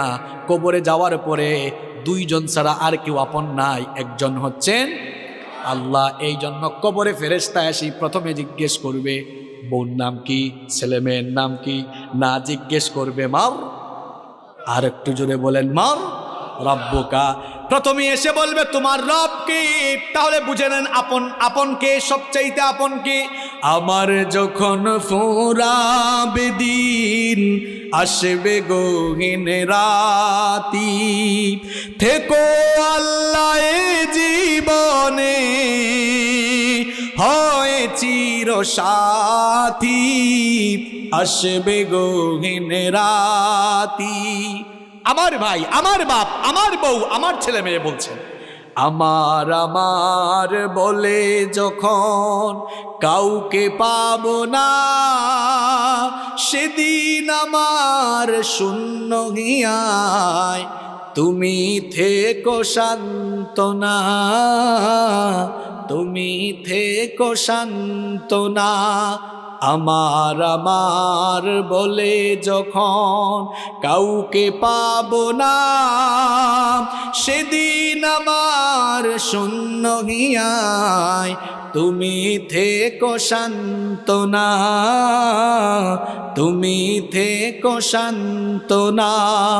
আখির আলো নিভে যেদিন, মনে আলো দিয়ে আসবে নাকি অন্ধ চোখে একটু আলো নিয়ে, সেদিন আমার, সেদিন আমার, সেদিন আমার অন্ধ চোখে তুমি আলোর জ্যোতি, আসবে গহীন রাতি। আমার যখন ফুরাবে দিন, আসবে গহীন রাতি, থেকো আল্লাহ এ জীবনে, হয় চির সাথী, আসবে গহীন রাতি। বলেন আমিন। একজনই আপন, আর কেউ আপন না। আমার দাদার বাবার নাম জানি না। আপনি বলবেন হুজুর হঠাৎ করে এই কথা বলছেন কেন? হ্যাঁ, আপনি যে দুনিয়ার পেছনে ছুটছেন, ওই দুনিয়া যে আপনার নাম মনে রাখবে না, ওইটাই বুঝাচ্ছি আপনারে। আমি আমার দাদার বাপের নাম জানি না। আপনারা যদি বলি আপনার দাদার দাদার বাবার নাম কি, শেষ গুল্লা খাবেন। আমার দাদার বাপ 160-70 বছর আগে দুনিয়াতে ছিল। এখন 160-70 বছরের ব্যবধানে তার পরবর্তী প্রজন্ম তার নাম ভুলে গেল। ঠিক একই পরিণতি আমার আপনার হবে। কিসের পেছনে ছুটছেন আপনি? আপনার পরবর্তী প্রজন্ম দোয়া করা দূরের কথা, আপনার নামও মনে রাখবে না এরা। আপনার 6-7 পুরুষ আগে কারা কারা দুনিয়ায় ছিল, নসব নামা, আপনি কি সবার নাম বলতে পারবেন? 2-1 বলতে পারলেও সবাই পারবে। কার জন্য কি করছেন? এত গুনাহ করছেন, পাপ করছেন। এই ছেলে মেয়ে, জায়গা সম্পদ, বাড়ি গাড়ি, আরে ভাই বাড়ি বাড়ির জায়গায় থাকবে, বাড়িওয়ালা বাড়িওয়ালা থাকবে। চোখেরই পলকে তুমি হতে পারো লাশ, চিরতরে বন্ধ হবে তোমারই নিঃশ্বাস। চোখের পলকে আপনি লাশ হতে পারেন। আশেপাশে বাজার আছে না? বাজারের নাম কি? ওই বসুন্ধিয়া বাজারে হয়তো আপনার কাফনের কাপড় বরাদ্দ হয়ে গেছে, চলে এসেছে, আপনি নিজেও জানেন না। আপনি ঘরে বসে এখন গোটা পৃথিবীর খবর নিতে পারবেন। ঘরে বসে গোটা পৃথিবীর খবর নিতে পারলেও কার জন্য কাফনের কাপড় রেডি, কেউ এই খবর জানে না। যুবকরা বলবে হুজুর আমরা জোয়ান, আমরা বাঁচবো আরো। আরে ভাই, তোমার মতো কত যুবক রাতের বেলা বাড়িতে ঘুমায়, সকালবেলা তার লাশ বের হয়। Keep in your mind, there is no serial of death. মৃত্যুর কোনো সিরিয়াল নাই। পৃথিবীতে আসার সিরিয়াল আছে, পৃথিবীতে আসার সিরিয়াল আছে, যাওয়ার কোনো সিরিয়াল নাই। দেখা যায় আসার সময় সবার আগে দাদা, তারপরে বাবা, এরপরে ছেলে, তারপর দাদার ঘরে নাতি। আসার সুন্দর সিরিয়াল আছে, যাওয়ার কোনো সিরিয়াল নাই। মাঝে মাঝে সিরিয়াল ব্রেক হয়ে দেখা যায় নাতির লাশ দাদা কবরে নামায়, অথবা ছেলের লাশ বাবা কবরে নামায়। যে কেউ যে কোনো সময় চলে যেতে পারে, কোনো ঠিক ঠিকানা নাই। এই বাড়ি বাড়ির জায়গা থাকবে, বাড়িওয়ালা। আমি বলছিলাম পাপের চিন্তা মাথায় আসলেই কোন জিনিসটার কথা স্মরণ করা। আরেকটু জোরে বলেন। মৃত্যু আমাদের সামনে না পিছনে? না, এটা ভুল। মৃত্যু সামনে নয়, মৃত্যু পেছনে। কবর হলো সামনে, মৃত্যু পেছনে, কবর সামনে। আমার প্রিয় ভাইরা, যখনই কোনো গুনার চিন্তা মাথায় আসবে, সাথে সাথে মৌতের কথা স্মরণ করবেন। আমি যদি গুনাহ করতে করতে মারা যাই, মরে যেতে পারি কিনা? মরে যেতে পারি কিনা? এই মৃত্যুর কথা স্মরণ করলে দেখবেন আপনি গুনাহের কাজ থেকে, পাপের কাজ থেকে নিজেকে আপনি হেফাজত করে রাখতে পারবেন ইনশাআল্লাহ। কষ্ট হচ্ছে না তো? আচ্ছা, গুনাহ থেকে বাঁচার কয়টা উপায় বলতেছি, আরো জোরে বলেন। ঘুম আসছে নাকি? একটা তাকবীর দেন তো, লিল্লাহি তাকবীর। দাঁড়ান দাঁড়ান, একটু বিয়ের আগে দেন যারা বিয়া করে ফেলছেন, এরপরে অবিবাহিতরা দিবেন। দেখি বিবাহিত এদের এনার্জি বেশি না অবিবাহিতদের এনার্জি বেশি? বিবাহিত ভাইরা প্রথমে রেডি, আপনারা মান সম্মান রাখেন কিন্তু। সবাই রেডি তো? লিল্লাহি তাকবীর। বাপরে বাপ, আরো করা যাবে নাকি? অবিবাহিত ভাইরা তোমরা শুনছো তো বিবাহিতদের আওয়াজ, নিজেদের মান সম্মান ইজ্জত নষ্ট করো না। তোমাদের আওয়াজ যদি বিয়ের আগেই কম থাকে সবাই ট্রল করবে তোমাদেরকে নিয়ে। সবাই রেডি তো অবিবাহিত ভাইরা? আচ্ছা, ইলেকট্রিসিটি চলে আসছে আলহামদুলিল্লাহ। অবিবাহিত ভাইরা সবাই রেডি তো? লিল্লাহি তাকবীর। তোমাদের তো এনার্জি বেশি থাকবেই ভাই, তোমরা তো বিয়ে করো না। এবার বিবাহিত অবিবাহিত ছোট বড় আমার বয়স্ক বাবারা সবাই মিলে আরেকবার লিল্লাহি তাকবীর। ওদের ঝিমানো আসছিল, সব চলে গেছে তাই না? এবার শুনতেও মজা লাগবে, তবে আমি কষ্ট দিব না আপনাদেরকে, শর্টলি বলছি। সম্মানিত ভাইয়েরা, তাহলে গুনাহ থেকে বাঁচার আমল হচ্ছে মোট 12টা। কয়টা বলছি? 3টা। 1 নাম্বার আশ্রয় চাইবেন কার কাছে? 2 নাম্বার ভয় করবেন কারে? 3 নাম্বার কোন জিনিসের কথা স্মরণ করবেন? 4 নাম্বার গুনাহ থেকে বাঁচতে হলে নিজেকে নফসের গোলাম বানানো যাবে। নফসের গোলাম নিজেকে বানানো যাবে না, কারণ নফস মানুষকে পাপের দিকে ধাবিত করে। আর নফস হলো 3 প্রকার। নফস কয় প্রকার? জোরে বলেন, কয় প্রকার? আরো জোরে, কয় প্রকার? 1 নাম্বার নফসে আম্মারা, 2 নাম্বার নফসে লাওয়ামা, 3 নাম্বার নফসে মুতমাইন্না। আবারও বলি, মুখস্থ করে ফেলেন। 1 নাম্বার নফসে আম্মারা, 2 নাম্বার নফসে লাওয়ামা, 3 নাম্বার নফসে মুতমাইন্না। আমি বানায় বলছি, 3 প্রকার নফসের কথা কোরআনে আছে। কোথায় আছে দেখায় দিই। 1 নাম্বার নফসে আম্মারা, এটা কোন প্রকার নফস? যে নফস গুনাহের দিকে ধাবিত করে। এই ধরনের নফস থেকে আল্লাহ আমাদেরকে হেফাজত করেন। রব্বুল আলামিন কোরআনুল কারীমের 12 নম্বর সূরা, সূরা ইউসুফের 53 নম্বর আয়াতে বলছেন, ইন্নান নাফসা লাআম্মারাতুম বিসসুই ইল্লা মা রাহিমা রাব্বি ইন্না রাব্বি গফুরুর রহিম। আল্লাহ তাআলা বলছেন, নিশ্চয়ই নফস মানুষকে পাপের দিকে, গুনাহের দিকে ধাবিত করে। তবে সেই ব্যক্তি ছাড়া যার উপরে আল্লাহ দয়া করেন, নফসের গোলামি আপনাকে ছেড়ে দিতে হবে গুনাহ থেকে বাঁচার জন্য। যেমন ফজরের সময়, হোক সেটা শীতের দিন, হোক সেটা গরমের দিন, দেখবেন ফজরের টাইমে ওয়েদারটা একটু ঠান্ডা থাকে, আরামের থাকে।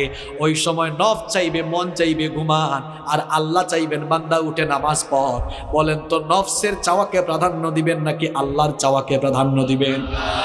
বললেন তো আল্লাহর চাওয়ারে প্রাধান্য দিবেন।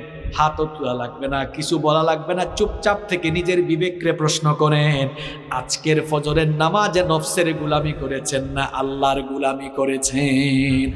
কিছু বলা লাগবে না, আমি তো বলছি চুপ থেকে বিবেককে প্রশ্ন করেন। নফসের গোলামি ছাড়তে হবে। গুনাহ থেকে, পাপ থেকে বাঁচতে হলে নফসের গোলামি ছাড়তে হবে।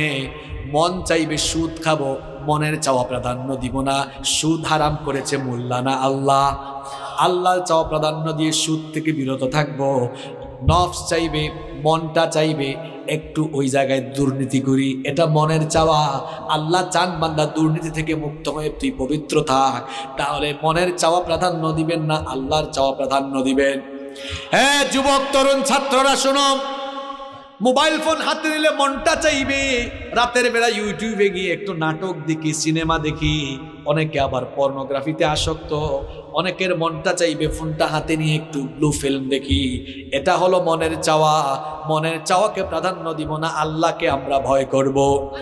তাহলে গুনাহ থেকে বাঁচার জন্য 4 নম্বর আমল শিখাচ্ছি, নফসের গোলামি থেকে বেঁচে থাকা লাগবে। 1 নম্বর নফস হচ্ছে নফসে আম্মারা, যেই নফস মানুষকে গুনার দিকে ধাবিত করে। আল্লাহ এই নফস থেকে আমাদের সবাইকে বাঁচান। আরো আসতে বলেন আমিন। 2 নম্বর নফসের নাম নফসে লাওয়ামা, যেই নফস অপরাধ করে ফেলার পরে লজ্জিত হয়ে যায়, সেই নফসের নাম হচ্ছে নফসে লাওয়ামা। কোরআনে কারীমের ৭৫ নম্বর সূরা, সূরা কিয়ামার শুরুতে আল্লাহ বলেছেন, লা উকসিমু বিয়াউমিল কিয়ামাতি ওয়ালা উকসিমু বিন নাফসিল লাওয়ামা। কথাটা কার? আল্লাহ বলছেন আমি শপথ করছি কিয়ামতের দিনে, আমি শপথ করছি সেই নফসের, যেই নফস নিজেকে ধিক্কার দেয়, গুনাহ করার পর লজ্জিত হয়। আল্লাহ এমন নফস আমাদের সবাইকে দান করো, জুড়ে বলেন আমিন। ৩ নম্বর নফসের নাম নফসে মুতমাইন্না।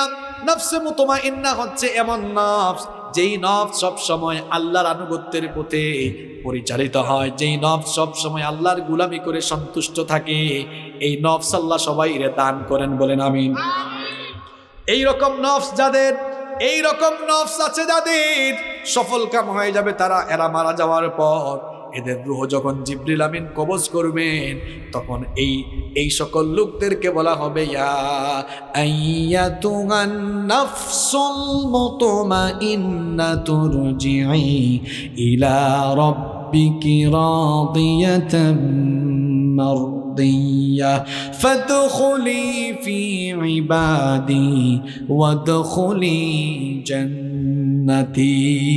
বলা হবে, হে প্রশান্ত আত্মা, তোমার রবের সন্তুষ্টির দিকে বের হয়ে আসো, আল্লাহর নেককার বান্দাদের শামিল হয়ে আল্লাহর জান্নাতে তুমি দাখিল হয়ে যাও।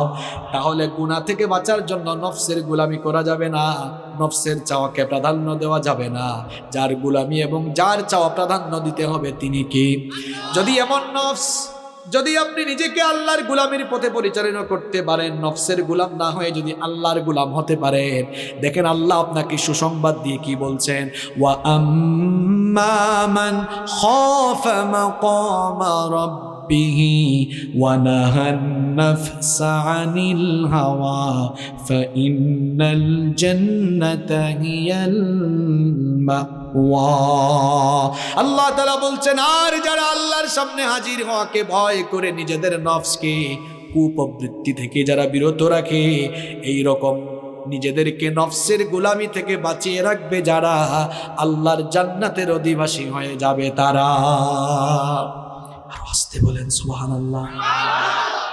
তাহলে গুনাহ থেকে বাঁচার জন্য ৪ নম্বর আমল, নফসের গোলাম হবেন না, আল্লাহর গোলাম হবেন। মন যা চাইবে তা করা যাবে, মনের চাওয়া প্রাধান্য দিব না, যার চাওয়া প্রাধান্য দিব, যার হুকুম মতো জীবন চালাবো তিনি কে? ৫ নাম্বার, গুনাহ থেকে বাঁচতে হলে একা থাকবেন না, একা একা থাকবেন না, নিঃসঙ্গ থাকবেন না। ওই যে প্রবাদ আছে না, অলস মস্তিষ্ক শয়তানের কারখানা। যুবকরা কখনো একা থাকবা না ভাই, রুমের ভিতর একা থাকলেই শয়তান ধরবে। আমি প্রথমে আমার বাবাদেরকে শ্রদ্ধার সাথে কিছু কথা বলি, মহিলা প্যান্ডেল থেকে আমার মায়েরা শুনছেন, ভাই শুনেন, কথাগুলো শুনেন, আপনার ছেলে মেয়ের জন্য কাজে লাগবে। যাদের ছেলে মেয়ে আছে, কখনো আপনার ছেলেকে বা আপনার মেয়েকে বিয়ের আগে একা রুমে ঘুমাইতে দিবেন না। বলবেন হুজুর এদেরকে আমরা কুলে নিয়ে ঘুমাবো মানে কি? না, প্রাপ্তবয়স্ক হওয়ার পরে যদি আপনার একাধিক ছেলে মেয়ে থাকে, এক রুমে 2 ছেলেরে 2টা সিঙ্গেল বেড দেন। কারণ 2 জন এক রুমে থাকলে তখন রাতের বেলা ফোন হাতে থাকলেও একজনের লজ্জায় আরেকজন কোনো অবৈধ বা খারাপ পথে যাওয়ার সম্ভাবনা থাকবে না। মেয়েদেরকেও ঠিক, 2-3টা মেয়ে থাকলে এক রুমে 2টারে দেন, সিঙ্গেল সিঙ্গেল করে।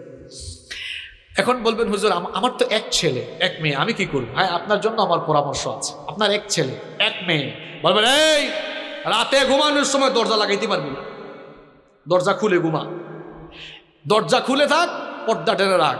দরজা খোলা থাকলে সেও ফোন হাতে নিয়ে আবুল তাবুল কাজ করতে চাইবে না। এই কোন সময় যদি আব্বু সাউন্ড শুনে চলে আসে, ভয় আছে না নাই? যুবক ভাইদেরকে বলবো, ভাই নিজের চরিত্র হেফাজত করো, একা থাকিও না। একা কি থাকলে দেখা যাবে শয়তান বলবে, মোবাইলটা হাতে নে, মেসেঞ্জারে ফেসবুকে স্ক্রলিং করছে, দেখা গেল হঠাৎ করে মেয়ে একটা আইডি দেখা গেছে, অ্যাড ফ্রেন্ড, এরপরে অ্যাকসেপ্ট করলো, তারপর মেসেঞ্জারে নকিং বাড়লো।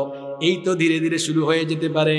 এই জন্য একা একা থাকার কোনো দরকার নাই। একা থাকলে সে মনে মনে ভাববে আমার হাতে স্মার্টফোন আছে, ওয়াইফাইও আছে, ইন্টারনেট কানেকশন দেওয়া আছে, আব্বু আম্মুর রুমে ঘুমায়, আমার ভাইয়া আমার আব্বু ভাই বোনদের রুমে ঘুমায়, আমি একা আছি। এবার মন ভরে আমি ইউটিউবে গিয়ে যা মন চাই তা দেখতে পারবো।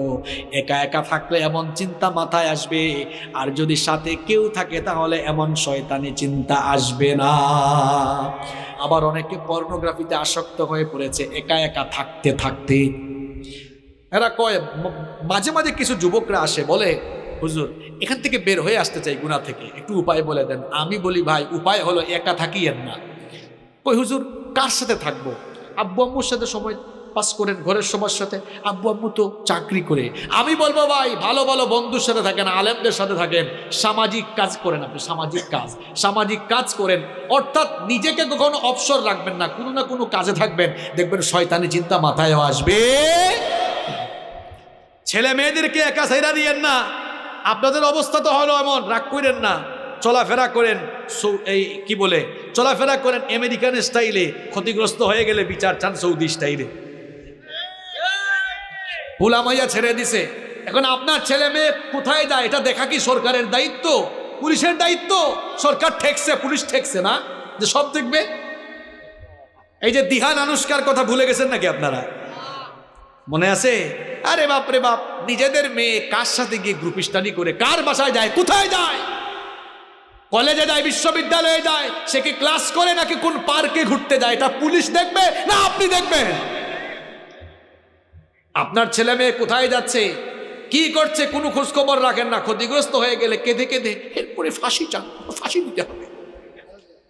চলাফেরা করেছেন এতদিন আমেরিকান স্টাইলে, এরপরে ক্ষতিগ্রস্ত হয়ে এরপরে বুঝে সৌদি স্টাইলে বিচার চান আপনি। নিজের সন্তান কোথায় যাচ্ছে, কি করছে, ভালো করে বলে গেলাম, খবরদার সন্তানগুলোরে একা রাখবেন না, নইলে খালি কপালে হাত দিবেন। হ্যাঁ, ছাত্ররা যারা আছো, যুবক তরুণ যারা আছো, ভাই একা থাকবা না, নিজের চরিত্রটা সুন্দর রাখো। পারা যাবে তো ইনশাল্লাহ? পারা যাবে ইনশাল্লাহ? দেখেন তো, গুনাহ থেকে বাঁচার এই যে 5 নাম্বার আমলটা বললাম, এটা জীবনের সাথে বাস্তব না অবাস্তব? আসলে দেখবেন একা একা থাকলে শয়তান ধোঁকা দেয় বেশি। ওই যে অলস মস্তিষ্ক শয়তানের কারখানা, এই জন্য কখনো একাকী থাকা যাবে। ওই যে কিছুদিন আগে ওই যে কোন এক নায়কের শ্বশুর গুলি করে মারা গেল না, লোকটার নাম কি যেন ভুলেও গেছি আমি। লোকটার নাম কি, মনসুর খান নাকি আবু মনসুর খান, কি জানি নাম আছে। এই লোকটা নিঃসঙ্গ থাকতে থাকতে দেখছেন শেষ পর্যন্ত সুইসাইড করেছে। সুইসাইড করা ভালো জিনিস? তা মহাপাপ। দেখছেন একাকিত্ব, নিঃসঙ্গতা মানুষকে কোথায় নিয়ে যায়? খালি শয়তানি না, মাঝে মাঝে মৃত্যুর দিকেও নিয়ে যায়। অনেক ছেলেরা আছে বের হয় না, সারাটা দিন দরজা লাগাইয়া ঘুমায়, আর সারাদিন ল্যাপটপে আছে, ফোনে আছে। তোমরা যারা পড়াশোনা করো, তোমরা যারা স্কুল কলেজে পড়ো, তোমাদেরকে বলছি, তোমরা যে সারাটা দিন ফেসবুকে থাকো, রাত 2টা-3টা পর্যন্ত ফেসবুকে থাকো, তোমরা যতটা সময় ইন্টারনেটে কাটাও, ফেসবুকে স্ক্রলিং করো, আল্লাহর কসম করে বলছি, এই টাইমগুলো যদি তোমরা চেয়ার টেবিলে বসে পড়াশোনা আর গবেষণায় দিতে পারতে, কিসের নিউটন আর কিসের আইনস্টাইন, এদেরকে পেছনে ফেলে জ্ঞান গবেষণায় তোমরা অনেক দূরে গিয়ে যেতে পারতে। আরে বাপরে, ঠিকও কয়, আবার ইন্টারনেটও ঠিক মতো চালাও, কিন্তু একটা লিমিট তো থাকা দরকার। দেখছেন হে যুবক, তার চেহারা দেখছেন, গালটাল ভাঙ্গা এমনি। তুমি যুবক মানুষ, তোমার চেহারার এই অবস্থা হয়েছে কেন? তোমার চেহারা লাবণ্য থাকবে, স্মার্টনেস থাকবে, গালটাল ভেঙে গেছে, বিচি উঠতে উঠতে তার চেহারা শেষ। কারণ অত রাত 3টা-4টা পর্যন্ত ঘুমায় না, ও ফোন হাতে নিয়ে খালি স্ক্রলিং করে, ঝিমাইতে মাঝে মাঝে ফোনও তার নাকে মুখে পড়ে, তাও সে চালাইতে আছে না নাই? লিমিটে ফিরে আসো ভাই, এখন পড়াশোনার সময়, ক্যারিয়ারটাকে তৈরি করো, ক্যারিয়ারটা সাজাও, পড়াশোনায় মন দাও, দেখবা জীবনে সাকসেসফুল হয়ে যাবে ইনশাআল্লাহ। কষ্ট হচ্ছে না তো আপনাদের? প্রিয় ভাইয়েরা, আর কয়েকটা মিনিট থাকা যাবে না ইনশাল্লাহ? কেউ উঠিয়েন না, শেষ পর্যন্ত নিয়ে যান। এখন প্রত্যেকটা কথা বাস্তবিক বলবো। গুনাহ থেকে বাঁচার আমল বলতেছি কয়টা? 12টা। বলে ফেলছি কয়টা? 6 নাম্বার, গুনাহের উপকরণ থেকে দূরে থাকা। যেই জিনিসগুলো দিয়া গুনাহ করার সম্ভাবনা আছে, এগুলোর কাছেও না। নাটক, সিনেমা, অশ্লীল গল্প, উপন্যাসের বই। নাটক সিনেমা দেখে মানুষ কি শিখবে? শিখার কি আছে এখানে? অশ্লীল প্রেম প্রীতি ছাড়া, আর জামাই আর কি জানি কয়, শাশুড়ি আর বউয়ের ঝগড়া ছাড়া, পরকিয়া ছাড়া এই নাটক সিনেমায় কিছু আছে? জন্য এগুলো থেকে নিজেকে দূরে রাখতে হবে। এখন কিছু কিছু ছেলে পেলে কলেজ পাশ করার পরে কয়, হুজুর আমরা ইংলিশ মুভি দেখি ইংরেজি ভাষা চর্চা করার জন্য। তুমি ইংরেজি ভাষা চর্চা করার জন্য ইংলিশ মুভি দেখবা না? আমি ছাত্র জীবনে একটা মেসে থাকতাম, তখনও আমি বিশ্ববিদ্যালয়ে ভর্তি হয় নাই, ইউনিভার্সিটিতে ভর্তি হব এইরকম টাইমে। এখন এক ভাই আমার সিনিয়র দিনে রাতে কানে হেডফোন লাগাইয়া ল্যাপটপের দিকে তাকায় থাকে। একদিন বললাম, ভাইজান আপনি দেখি সব সময় ল্যাপটপের দিকে তাকায় থাকেন, এটা অনেক আগের 2010 সালের বলতেছি কথা। কয় তুমি এগুলা বুঝবা না, আমি লন্ডন যাব, আইএলটিএস করছি, ভাষা চর্চার জন্য ইংলিশ মুভি দেখছি। আমি বললাম, ভাই ভাষা চর্চার জন্য তো আপনি ল্যাঙ্গুয়েজ ক্লাবে যাবেন, ল্যাঙ্গুয়েজ ক্লাবে গিয়ে আপনি সেখানে না চর্চা করবেন, বেশি বেশি স্পিকিং করবেন, বেশি বেশি কথা বলবেন, কথা বলার পরিবেশে থাকবেন, তখন না আপনি ভাষা চর্চা করতে পারেন। কয় চুপ থাকো, সিনিয়র ভাই তো কিছু তো বলাও যায় না। তো এইরকম অনেক কারবারই আছে না নাই? হে ভাষা শিখতে শিখতে যে কোন জিনিস শিখতেছে এটা হে ভালো করে জানে। গুনাহের উপকরণ থেকে দূরে থাকতে হবে। পর্নোগ্রাফিতে যারা আসক্ত এদের ভেতর থেকে মনুষ্যত্ববোধ চলে গেছে, এদের ভেতরে পশুত্ব তৈরি হয়েছে। এরা মেয়েদেরকে জীবনে কোনোদিন সম্মান করতে পারবে না। মেয়ে দেখলেই হে মনে করে এটা ভোগ্য পণ্য, এটা ভোগ করার জিনিস। কারণ পর্নোগ্রাফিতে আসক্ত হয়ে সে নিজের ভেতরের পশুত্বকে জাগ্রত করে এখন নারী দেখলেই তার কাছে লাগে এটা ভোগ্য পণ্য। নারীকে সে সম্মানের চোখে দেখতে পারে না। এখন অনেকে বলবে, হুজুর পাপের পথ থেকে ফিরে আসবো কেমনে? ভাই রাত 10টার পরে যদি ফোন হাতে নিলে তোমার ফোন দিয়ে বিপদে যাওয়ার সম্ভাবনা থাকে। আমি বলছি এইটা থেকে দূরে থাকো। রাত 10টার পরে ফোন আর বালিশের কাছে না, একেবারে ড্রয়ারে ফেলা, ফজরের পরে হাতে নিও। আর বাবা মাদেরকে আরেকটা কথা বলি, অনেকের বাড়িতে ওয়াইফাই আছে না, রাত 10টা বাজবে ওয়াইফাইয়ের সুইচ অফ, ওয়াইফাইয়ের সুইচ বন্ধ, নইলে দেখবেন ছেলেমেয়েরা কিন্তু কারবার করে ফেলতে পারে। আর সবচেয়ে ভালো হয় এমন সচেতন হন, রাত 10টার পরে খাওয়া দাওয়ার পরে ছেলে মেয়েদেরকে বলবে, এই ফোন দে, ফোন দে। রাতের বেলা ফোনের দরকার আছে, সকালবেলা আমার কাছ থেকে আবার ফোন নিয়ে যাইও। এই কথাগুলো আপনাদের ভালোর জন্য বলতেছি। ডিভাইস তো হাতে, আমাদের ছেলেমেয়েরা নষ্ট হয়ে যাচ্ছে অপশিক্ষার অপসংস্কৃতির কারণে। ছোট বয়স থেকেই বাচ্চাদের হাতে আমরা ফোন তুলে দিয়েছি। আরে ভাই আগে তো ছোট ছোট বাচ্চারা কান্না করলে মা বাবারা দৌড়ে এসে কুলে নিয়ে আয় আয় চাঁদ মামা গল্প শোনায়, কবিতা শোনায় ঘুম পাড়াইতো। এখন 2-3 বছরের বাচ্চা কান্না করলে মা বাবা এসে ইউটিউবে ঢুকে baby shirt dude dude dude do লাগায় দেয়। আর 2-3 বছরের বাচ্চারা ফোন হাতে নিয়ে ইউটিউবে ঢুকে একটার পর একটা চেঞ্জ করতেও জানে। ওই দিন দেখলাম 3 বছরের বাচ্চা মোবাইল স্ক্রলিং করছে এমন ভাবে, আমি হুজুর মানুষ, আমি নিজেই এরকম স্ক্রলিং জানি না। একজন আমারে কয় ওই দিন, হুজুর দোয়া করবেন। বললাম কি হয়েছে? কয় আমার মেয়ে জেএসসিতে A+ পেয়েছে, মানে ক্লাস 8 পাস করছে আর কি, A+ পেয়েছে। আমি বললাম মাশাআল্লাহ গুড। কই হুজুর জানেন খুশি হয়ে আমি আইফোন গিফট করে দিয়েছি। আমি বললাম ভালো করছেন, কিছুদিন পরে আপনারা জামাই গিফট করবে। এই ছোট্ট ছোট্ট ছেলে মেয়েদের হাতে ফোন তুলে দিয়েন না, নইলে কারবার ঘটাই ফেলবে। রাতের বেলা ফোন কেড়ে নেবেন, ইন্টারমিডিয়েট পাস করার আগ পর্যন্ত হাতে ফোন দিয়েন না। এগুলো পরামর্শ দিয়ে গেলাম, মানলে কল্যাণ হবে ইনশাআল্লাহ। গুনাহ থেকে বাঁচার জন্য 6 নাম্বার আমল বলে যাচ্ছি। গুনাহের উপাদান যেগুলো, এগুলোর ধারে কাছেও যাওয়া। তার মানে কি ফোন থেকে দূরে থাকবেন? আরে ভাই প্রত্যেকটা জিনিসের পজিটিভ নেগেটিভ আছে, নেগেটিভগুলা বর্জন করে পজিটিভগুলা। এই যে ক্যামেরা, এটা দিয়া মুভি নাটক সিনেমার শুটিং করা হয়, আবার এখানে মাহফিলে ওয়াজও রেকর্ড করা হচ্ছে। এক জিনিস দিয়ে 2 কাম করা যায় কি যায় না? তা আপনি খারাপ জিনিস করবেন না ভালোটা করবেন, সিদ্ধান্ত নিতে হবে কাকে? আপনাকে সিদ্ধান্ত নিতে হবে কাকে?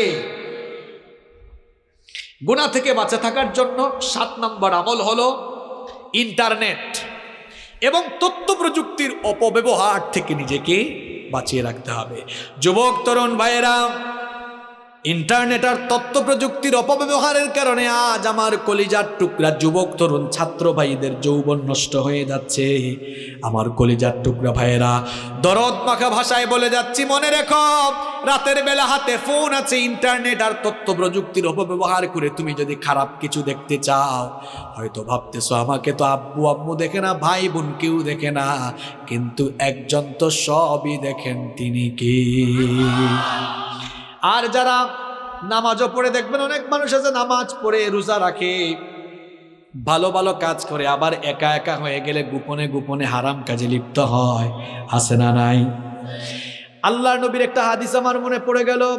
নবীজি বলছেন, তুমি তোমার পরিবারের লোকদের সামনে অন্যায় কাজ, পাপের কাজ করতে যেমন লজ্জা পাও, তুমি যদি তোমার পরিবারের কারো সামনে পাপ করতে লজ্জা পাও, তোমার আল্লাহর সামনে গুনাহ করতে তোমার কি কোনো লজ্জা লাগে না?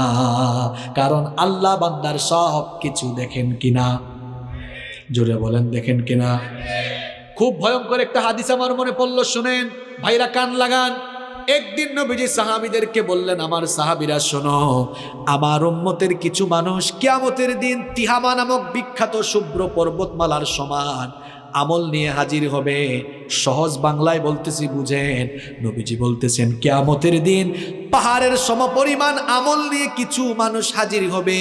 হাজির হওয়ার পরেও পর্বতমালার সমপরিমাণ আমলকে আল্লাহ ধুলায় পরিণত করে উড়াইয়া দিবেন। কি সাংঘাতিক কথা শুনতেছেন কথা। কিয়ামতের দিন কিছু লোক পাহাড়ের সমান বিশাল নেকির পাহাড় নিয়ে উঠার পরে তাদের নেক আমলগুলোকে আল্লাহ ধুলাবালুয় পরিণত করে দিবেন। সাওবান রাদিয়াল্লাহু আনহু নবীজিকে জিজ্ঞেস করলেন, ইয়া রাসূলুল্লাহ, পড়েন সাল্লাল্লাহু আলাইহি ওয়াসাল্লাম, নবী গো, তারা কারা? এদের ব্যাপারে আমাদেরকে বলেন, তাহলে আমরা সাবধান হয়ে যাব।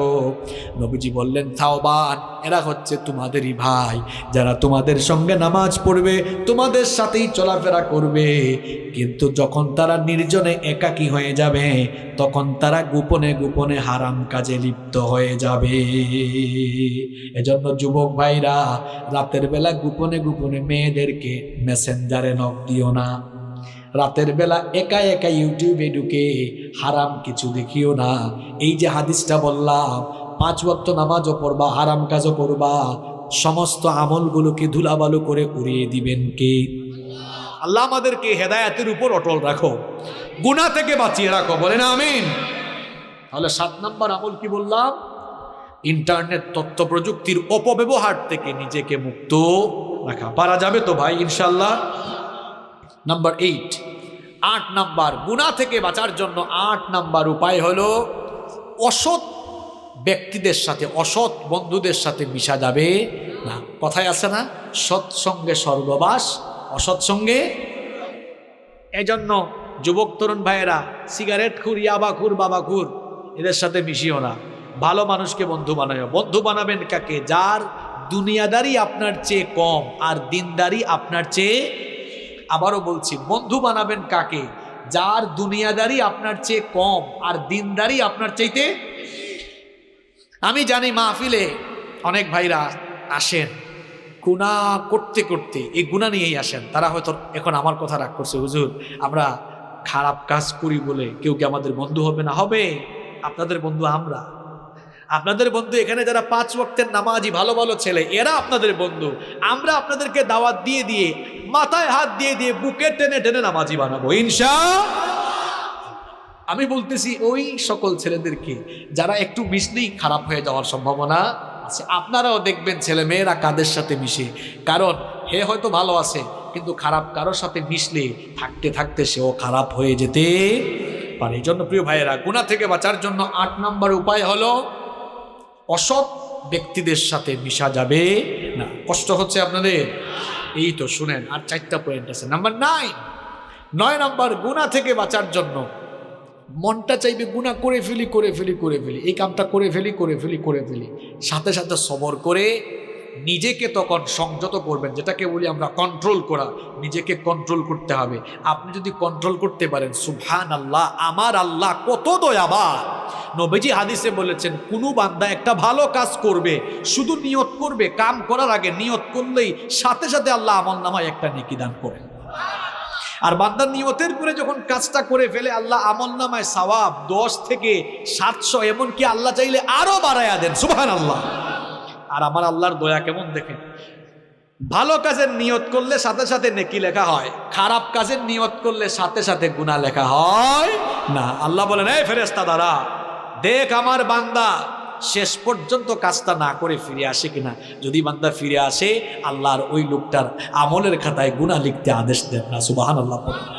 তাহলে পাপ থেকে বাঁচতে হলে গুনাহ করবেন করবেন মাথায় চিন্তা আসবে, ঠিক সেই সময় নিজেকে কন্ট্রোল করে ফেলবেন কার ভয়ে? নাম্বার 10, গুনাহ থেকে পাপ থেকে বাঁচার 10 নম্বর আমল হলো নিজের ভেতরে লজ্জাশীলতা পয়দা করুন। গুনাহ করার পরে আমরা ভুল করতে পারি ভাই, ভুল করা দূষণীয় না, কারণ আমাদের বাবা পৃথিবীর প্রথম মানুষ যিনি, তিনিও ভুল করছেন। নাম কি? নাম কি? তিনি ভুল করার পরে ভুলের উপর থাকেন নাই, লজ্জা পেয়ে তওবা করে ফেলছেন, এই জন্য তার মর্যাদা বাড়িয়েছেন কে? এই শয়তান কি শয়তান ছিল? প্রথমে কি ছিল? আরে ভাই হ্যাঁ, শুধু ফেরেশতা না, ফেরেশতাদের সর্দার। একটা ভুল করছে, ভুল করার পরে অহংকার করেছেন, লজ্জা পেয়ে মাফ চায় নাই, এই জন্য ফেরেশতার সর্দার থেকে শয়তানের সর্দার হয়ে গিয়েছে। কি বুঝলেন? তাহলে আপনি পাপ করছেন, ভুল করছেন, এটা দূষণীয় না। পাপ করা যতটা না দূষণীয়, পাপ করার পর পাপের উপরে থাকা এটা মারাত্মক দূষণীয়। নবীজি এই জন্য বলেছেন, মুসলিম শরীফের হাদিস, কুল্লু ইবনে আদম খাত্তাউন ওয়া খায়রুল খাত্তাইন আত-তাওয়াবুন। মানুষ মাত্রই গুনাহগার, মানুষ মাত্রই পাপী, তবে ওই পাপ করা, গুনাহ করে ফেলা মানুষদের মধ্যে আল্লাহর কাছে সবচাইতে প্রিয় হলো তারা গুনাহ করার পর আল্লাহর কাছে তাওবা করে যারা। সুবহানাল্লাহ। এই জন্য পাপ থেকে বাঁচতে হলে নিজের ভেতরের লজ্জা বাড়াতে হবে না কমাতে হবে? দেখেন কয়েকটা নমুনা বলি। লজ্জাশীলতা কেমনে বাড়াবেন? লজ্জাশীলতা এমন ভাবে বাড়াবেন, অনেকে তো আছে প্যান্ট আর লুঙ্গি টাকনুর নিচে পড়ে, এটা জায়েজ না হারাম? সুতরাং আমরা কখনো টাকনুর নিচে লুঙ্গি বা প্যান্ট পরবো না, এই গুনাহটা করতে যেন লজ্জা লাগে। কারণ বান্দা মুমিন কখনো গুনাহের কাজ করতে পারে না। এমন কাজ যারা করেন, শোনেন, নবীজি বলেছেন কিয়ামতের দিন আল্লাহ তাআলা ওই লোকটার দিকে তাকাবেন না, তার সঙ্গে আল্লাহ কথা বলবেন না, তাকে আল্লাহ পবিত্র করবেন না, তাকে আল্লাহ জাহান্নাম থেকেও বাঁচাবেন না। 4টা কথা বলেছি, আবার শোনেন। নবীজি বলেছেন কিয়ামতের দিন আল্লাহ ওই ব্যক্তির দিকে তাকাবেন না, তার সঙ্গে আল্লাহ কথা বলবেন না। 3 নাম্বার, আল্লাহ তাকে পবিত্র করবেন না।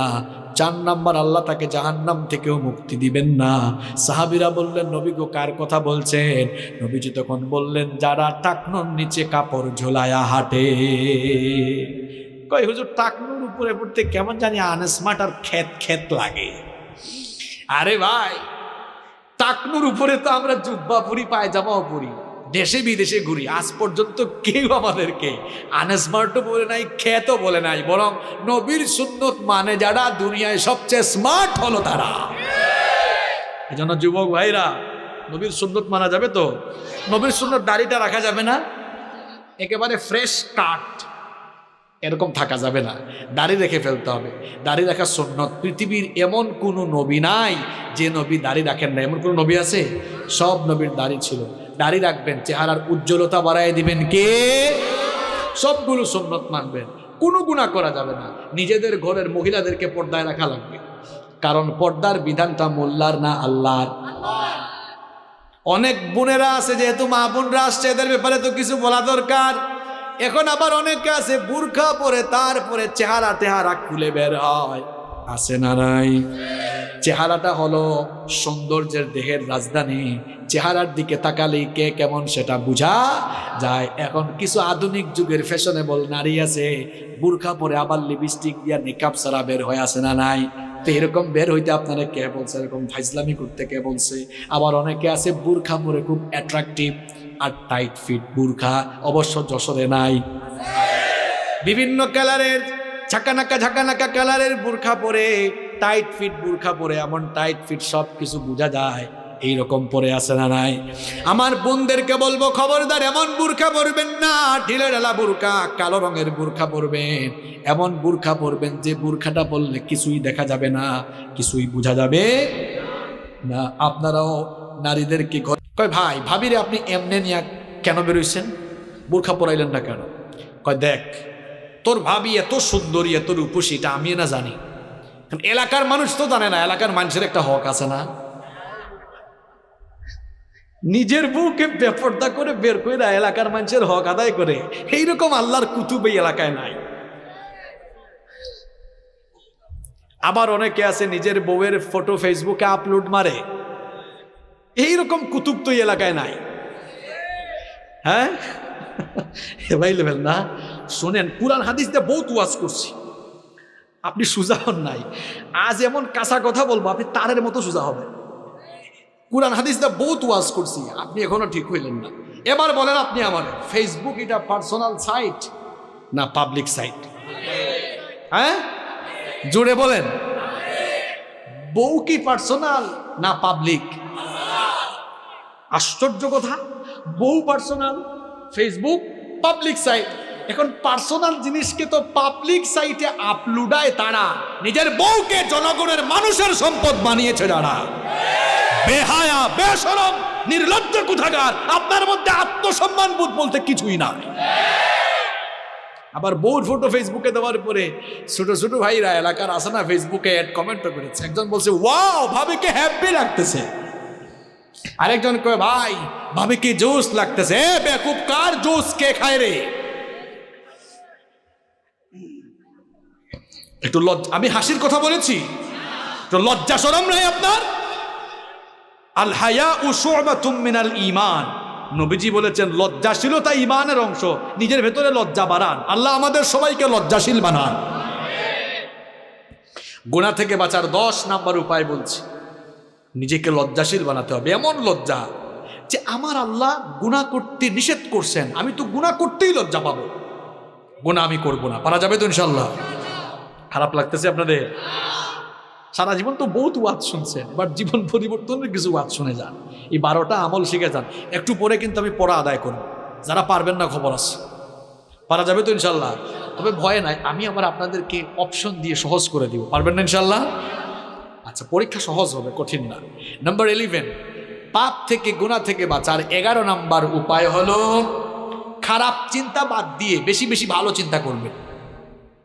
কারে মারবেন? খালি এরে মারবেন, তারে মারবেন, এদিকে টাকা মারবেন, ওইদিকে সম্পদ মারবেন, এইসব চিন্তা বাদ দেন। চিন্তা, ভালো চিন্তা বাড়ান, যে আমি আজ ফজরের নামাজ জামাতে আদায় করব। ভালো চিন্তা না খারাপ চিন্তা? আমি আজান হয়ে গেলে এই 5 ওয়াক্তের নামাজগুলো টাইম দিয়ে আদায় করব। আমি রেগুলার কোরআন পড়বো, হাদিস পড়বো, ইসলামী বই পড়বো, আমি মানুষদেরকে যথাসাধ্য সহযোগিতা করব, সামাজিক কাজ করব, দান করব, সদকা করব, আমার যে সকল ভাইয়েরা অভাবী আছে তাদের পাশে দাঁড়াবো। মানে ভালো ভালো চিন্তা করেন, যত বেশি ভালো চিন্তা করবেন তত আপনি খারাপ চিন্তা থেকে মুক্ত হয়ে গুনাহ থেকে নিজেকে বাঁচিয়ে রাখতে পারবেন। পারা যাবে ইনশাআল্লাহ। নাম্বার 12, 12 এবং সর্বশেষ হচ্ছে গুনাহ থেকে বাঁচার জন্য তাওবা ইস্তেগফারের অভ্যাস গড়ে তুলেন। বেশি বেশি তওবা ইস্তেগফার করেন। দেখি সবাই আন্তরিকতা দিয়ে একেবারে দিল থেকে বলবেন, আমাদের কলিজার টুকরা নবী, যিনি নাম হচ্ছে মুহাম্মাদুর রাসূলুল্লাহ সাল্লাল্লাহু আলাইহি ওয়াসাল্লাম, আমার আপনার কলিজার টুকরা নবী, উনার জীবনে গুনাহের কোনো দাগ, কোনো ছিটাফুটা আছে? জন্ম থেকে নিয়ে ওফাত পর্যন্ত, নবুয়তের আগেও মাসুম, পরেও। ওই নবীর আমল শুনেন, বুখারী শরীফের হাদিস, নবীজি বলছেন ওয়াল্লাহি, আল্লাহর কসম, ইন্নী লা আস্তাগফিরুল্লাহ ওয়া আতুবু ইলাইহি ফিল ইয়াউমি আকথারা মিন 70 মাররা। নবীজি বলছেন আল্লাহর কসম, আমি পয়গাম্বর, আমি নবী হওয়ার পরেও রেগুলার 70 বারের বেশি আল্লাহর কাছে তওবা করি।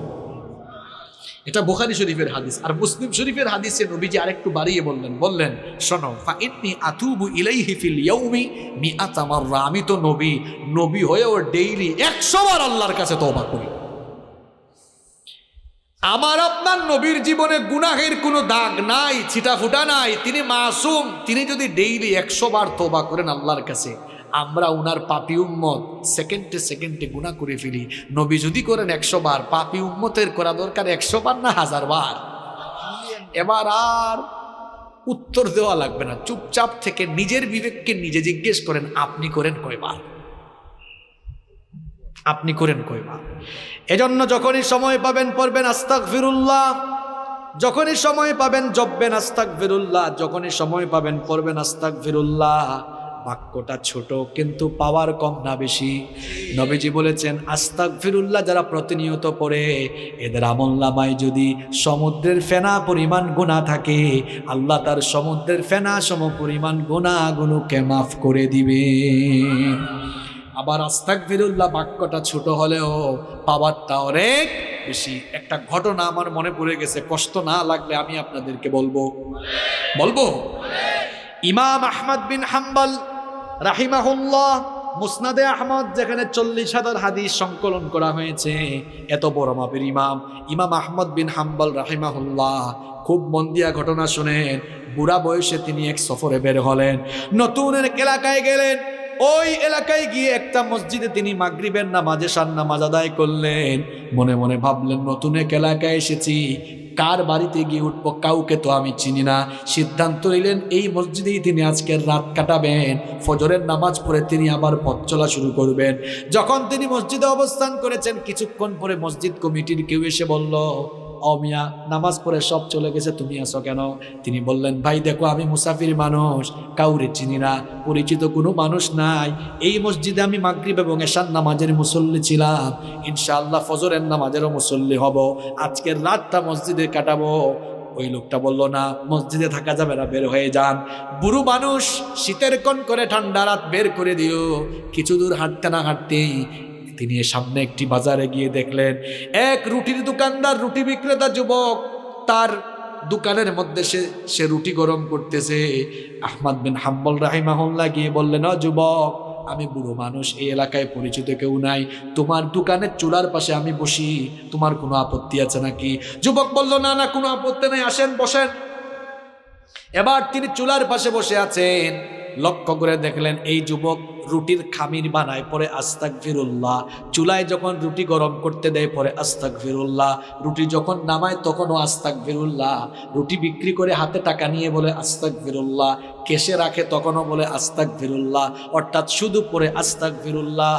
আহমদ বিন হাম্বল রাহিমাহুল্লাহ এই চিত্র দেখে বললেন, ও যুবক, তোমার দোকানে আসার পর থেকে দেখতেছি তুমি শুধু আস্তাগফিরুল্লাহ পড়ো, এই আস্তাগফিরুল্লাহ তুমি কেন পড়ো? যুবক তখন বলল, ও মুসাফির শোনো, আমি তো ইবাদতের খুব একটা টাইম পাই না, চিন্তা করি যতক্ষণ ব্যবসা করি সময় কেন নষ্ট করব, আস্তাগফিরুল্লাহ আস্তাগফিরুল্লাহ জপে জপে আমার টাইমগুলারে কাজে লাগাই। তখন আহমদ বিন হাম্বল রাহিমাহুল্লাহ বললেন, এই আমল যে করতেছো কোনো লাভ হইছে কিনা? কয়, অবশ্যই লাভ হইছে, লাভ না হইলে কি আমল করতাম নাকি? আহমদ বিন হাম্বল রাহিমাহুল্লাহ বললেন, এই আমলের কারণে তোমার এমন কি হয়েছে? যুবক তখন বলল, এই আস্তাগফিরুল্লাহ প্রতিনিয়ত জপার কারণে আমি মুস্তাজাবুদ দাওয়া হয়ে গিয়েছি। আমার বাবারা, আমার ভাইয়েরা, মুস্তাজাবুদ দাওয়া মানে হলো ওই লোক, যেই লোক আল্লাহর কাছে হাত তুললে আল্লাহ কখনো তারে খালি হাতে ফিরাইয়া দেন না। ইমাম আহমদ বিন হাম্বল রাহিমাহুল্লাহ অবাক, আমি এত বড় হাদিসের ইমাম, এত বড় ফকিহ, এত বড় মুজতাহিদ, এত বড় আলেম, আমি নিজেই এখনো মুস্তাজাবুদ দাওয়া না, আর হের মতো রুটি দোকানদার হে নাকি মুস্তাজাবুদ দাওয়া। মনে মনে ভাবতেছেন এটা কিভাবে সম্ভব। তাকে এবার জিজ্ঞেস করলেন, যুবক, আমার সাথে মিথ্যা বলো না, সত্যি করে বলো, আজ পর্যন্ত তুমি আল্লাহর কাছে যা চেয়েছো সব তুমি পেয়েছো কিনা? যুবক বলল, আল্লাহর কসম, আজ পর্যন্ত যতগুলো দোয়া করেছি সব দোয়া আমার আল্লাহ কবুল করেছেন, কিন্তু একটা দোয়া আমার এখনো কবুল হয় নাই। ইমাম আহমদ বিন হাম্বল রাহিমাহুল্লাহ বললেন, কোন সেই দোয়া যা এখনো কবুল হলো না? সে তখন বলল, আমি শুনেছি এই জামানার সবচেয়ে বড় ইমাম, সবচেয়ে বড় আলেমের নাম আহমদ বিন হাম্বল, লোকটারে জীবনে কোনোদিন দেখি নাই, মনে আমার খুব শখ লোকটারে সামনাসামনি একদিন দেখব, কাছ থেকে দেখব। আল্লাহর কাছে বারবার দোয়া করি, আল্লাহ তার সাথে সাক্ষাৎ ঘটায় দাও, দোয়া করতে আছি এখনো কবুল হয় না।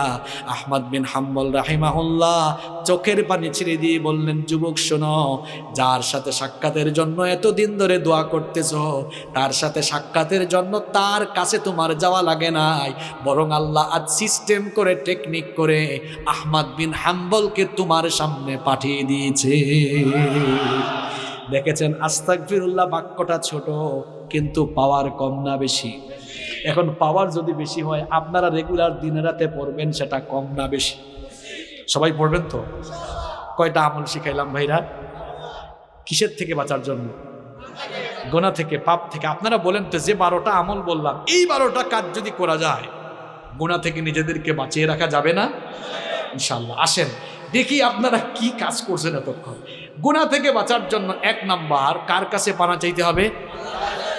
মাশাআল্লাহ। দেখছেন কামারুজ্জামান ভাই, আপনার এলাকার জনগণ কেমন, একদম মনোযোগী। তাহলে 1 নাম্বার আমল সবার মনে আছে, আলহামদুলিল্লাহ পড়ুন। 2 নাম্বার বলেছিলাম আমি, গুনাহ থেকে বাঁচার জন্য একজনের কথা স্মরণ করে ওনাকে ভয় করা। মাশাআল্লাহ। 3 নাম্বার, গুনার চিন্তা, পাপের চিন্তা মাথায় আসলেই একটা জিনিসের কথা স্মরণ করা। মাশাআল্লাহ। গুনাহ থেকে বাঁচার জন্য 4 নাম্বার আমল শিখিয়েছিলাম, নিজেকে কিসের গোলাম বানানো যাবে না। মাশাআল্লাহ। 5 নাম্বার আমল শিখিয়েছিলাম, কিরকম থাকা যাবে না, একা একা থাকা যাবে না। 5 নাম্বার, এরপরে আপনার 6 নাম্বার আমল শিখিয়েছিলাম, হ্যাঁ, পাপের উপকরণ যেগুলো দিয়ে পাপ হইতে পারে এগুলো ধারে কাছেও যাওয়া যাবে। 7 নাম্বার আমল শিখিয়েছিলাম, মাশাআল্লাহ, ইন্টারনেট ও তথ্য প্রযুক্তির অপব্যবহার করা যাবে না। 8 নাম্বার আমল শিখিয়েছিলাম, হ্যাঁ, অসৎ ব্যক্তিদের সাথে মিশা যাবে না, সৎ মানুষদের সাথে মিশতে হবে। এরপরে 9 নাম্বার আমল শিখিয়েছিলাম, নিজেকে গুনাহ থেকে, অন্যায় থেকে, পাপ থেকে কি রাখতে হবে, কন্ট্রোল। 10 নাম্বার বলেছি নিজের ভেতরে লজ্জাশীলতাকে, মাশাআল্লাহ। 11 নাম্বার বলেছি খারাপ চিন্তার বিপরীতে ভালো ভালো চিন্তা করতে হবে। 12 নাম্বার বলেছি কিসের অভ্যাস করে তুলতে হবে। এইটা হয়েছে খাঁটি ওয়াজ। যে ওয়াজে 1.5-2 ঘন্টা আলোচনার পরে শ্রোতারা ওয়াজের সামারি বলতে পারে, এটাই হচ্ছে খাঁটি ওয়াজ। আর যে ওয়াজের পরে হুজুর জানে না কোন বিষয়, শ্রোতা জানে না কি ওয়াজ হয়েছে, এটা কোনো ওয়াজের জাত না। অন্তত 12টা আমল তো আমরা শিখতে পেরেছি। শিখার ভেতরে থাকবো না, এগুলো আমরা আমল করব। আমল করবেন তো প্রিয় ভাইয়েরা। আল্লাহ তাআলা সবাইকে, সব ভাইকে আমল করার তৌফিক দান করো। এই 12টা আমল করব, গুনাহ থেকে বাঁচবো, গুনাহ থেকে বাঁচতে পারলে জান্নাত দিবেন কি আল্লাহ। আমাদের সবাইকে আমল করার তৌফিক দাও।